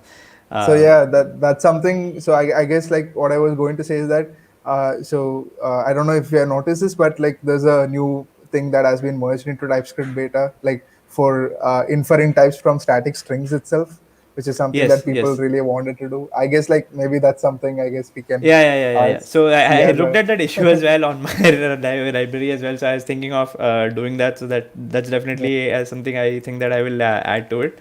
Uh, Hmm. but yeah. But Although yeah, like right now the library, it's quite popular, and I think all of those people, they are not using nested yeah. modules because they can't with that library. Yeah, So yeah. yeah. I guess like you can change your way of I mean, like you said, like deep level of nesting is probably a code smell. I guess like I don't know.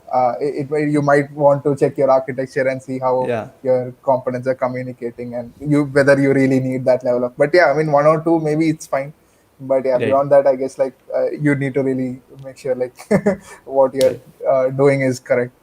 But yeah, I mean that's really interesting. I mean I'm pretty sure like your packages and everything will be improving as TypeScript also improves, Yes. which is Yes. pretty amazing. There's a lot of value from that. So yeah, that's quite amazing.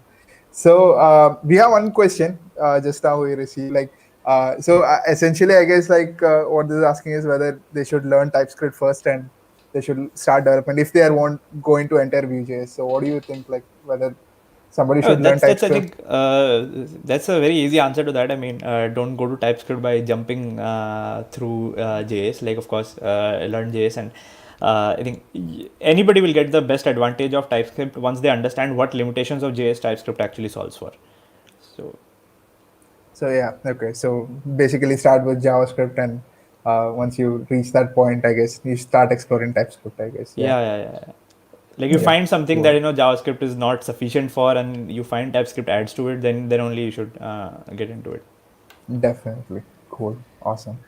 So I guess that's it. But like keep your questions coming. I guess we have shown we are displaying Arnav's username, Twitter username here. Like please feel free to tweet to him and ask him questions and coding blocks as well. I guess Arnav, you can share the links with Nimit and we can post it on YouTube and later on to our Twitter channels as well. But it's been great having you here and talk about all these new things that are coming up and Thanks. your thoughts and it's and we hope you are with us in this community for a long time and not just Yeah. So stumbling in and the out. first time I went to Bangalore for a talk, actually, so that was like I think the third or fourth Vue Bangalore meetup, Yes, yeah. and it feels like it was like just a few days back, and now it's the 29th. When like looking at that, it feels like yeah, it's come a long way. Yeah, that's really crazy actually. I mean, I can't I don't even remember when I joined Vue Bangalore, but it's been a one hell of a ride and and a lot of learnings to take from it and people to meet and yeah. Right. But we hope like you are still here with us for Vue 3 and what's next and Sure. I mean looking forward to all cool things coming from you. So Definitely. make sure you follow Arnav and make sure you keep asking us questions and Arnav, we hope like we will try to bring you back. Hopefully, you will come back later. Sure. With us. Yeah. So awesome. Thanks a lot, Arnav. So that was Arnav, and that was a pretty amazing talk, and we are so glad that he could join us and be with us today. So Nimit, how does it look? I mean, it's great. We got many questions. It was a great evening. And yeah, and now we want to say that this is not the end of it. We don't like meet just once. We actually have a like a regular WhatsApp group, which is very active for Vue development. Like if you post something, you get much faster like responses there. So sometimes you feel comfortable like asking a very silly question. So you can ask that also there. No, it's a judgment-free place for your Vue.js community. And we are also active on Twitter. We started with LinkedIn as well. And we host all the meetup events on Medium. So if you follow us on Medium, then you would be knowing all our latest events. You'll be in touch with us. Apart from this, I just want to bring in light that speakers work really hard to give this talk. And one of the most important things for these speakers would be getting a good feedback, something that they can improve on. If something that can be improved in their talk, that would be really appreciated. So if you can visit this code, which is bit.ly, just a moment, let me remove that ticker. And I'll see. Yep. So if you can go to bit.ly/VueBLR hyphen 29 hyphen feedback, then please give the feedback to these speakers. They work really hard and they would want to improve. Yes, that's about it. Yep. So we are sharing all the links to wherever we are. Basically, our presence is the internet. Um so feel free to follow us on Twitter. We are at the rate VueBLR, and we have a meetup page as well. Uh, and you can actually search for it, or you can visit the URL. That's right here. LinkedIn also, we have a VueBLR page, so make sure that you follow that as well. And we have a pretty active WhatsApp community. Quite a lot of amazing people are there in our community who are constantly asking you questions, who are answering questions. And I think that that's really amazing. Whenever I see those conversations going on, it's really something else. And I would, if you are somebody who's new or somebody who's experienced, it doesn't matter, feel free to join our WhatsApp group, bit.ly/VueBLR hyphen WhatsApp. And we hope to see you there, for further conversations after the meetup. And yeah, that's it. And we hope you all enjoyed today's talks. Thanks a lot to all the speakers. Thanks to my co-host Nimit for managing all the smooth transitions between speakers. And thanks a lot to you guys who are who have shared your valuable time with us today. And we hope to see you again soon for the next one. And if you're interested, I think we shared the for CFPs, right, Nimit? Yep. Yeah. So Yep. you can see the thing that is flashing down. If you are interested to give a talk, please go to the link shown below. And can we have that one more time? Yeah. So please go to this link, and if you are interested to give a talk, please definitely make sure to do so. We actually have rehearsals in case, like, if you are somebody who's new, because we all started at some point like this, and we want to make sure that we give you all the feedback that you need before actually delivering a new talk. And so don't be afraid, don't be shy. If you have something interesting to share, please go ahead and go to the link below and submit your talk. And we really hope to see you for the next one. So I guess that's it. Is there anything else, Nimit? Can't hear you. I was saying Oh, yeah. thank you so much. All right. Thanks a lot, guys. Bye bye. Okay, bye bye.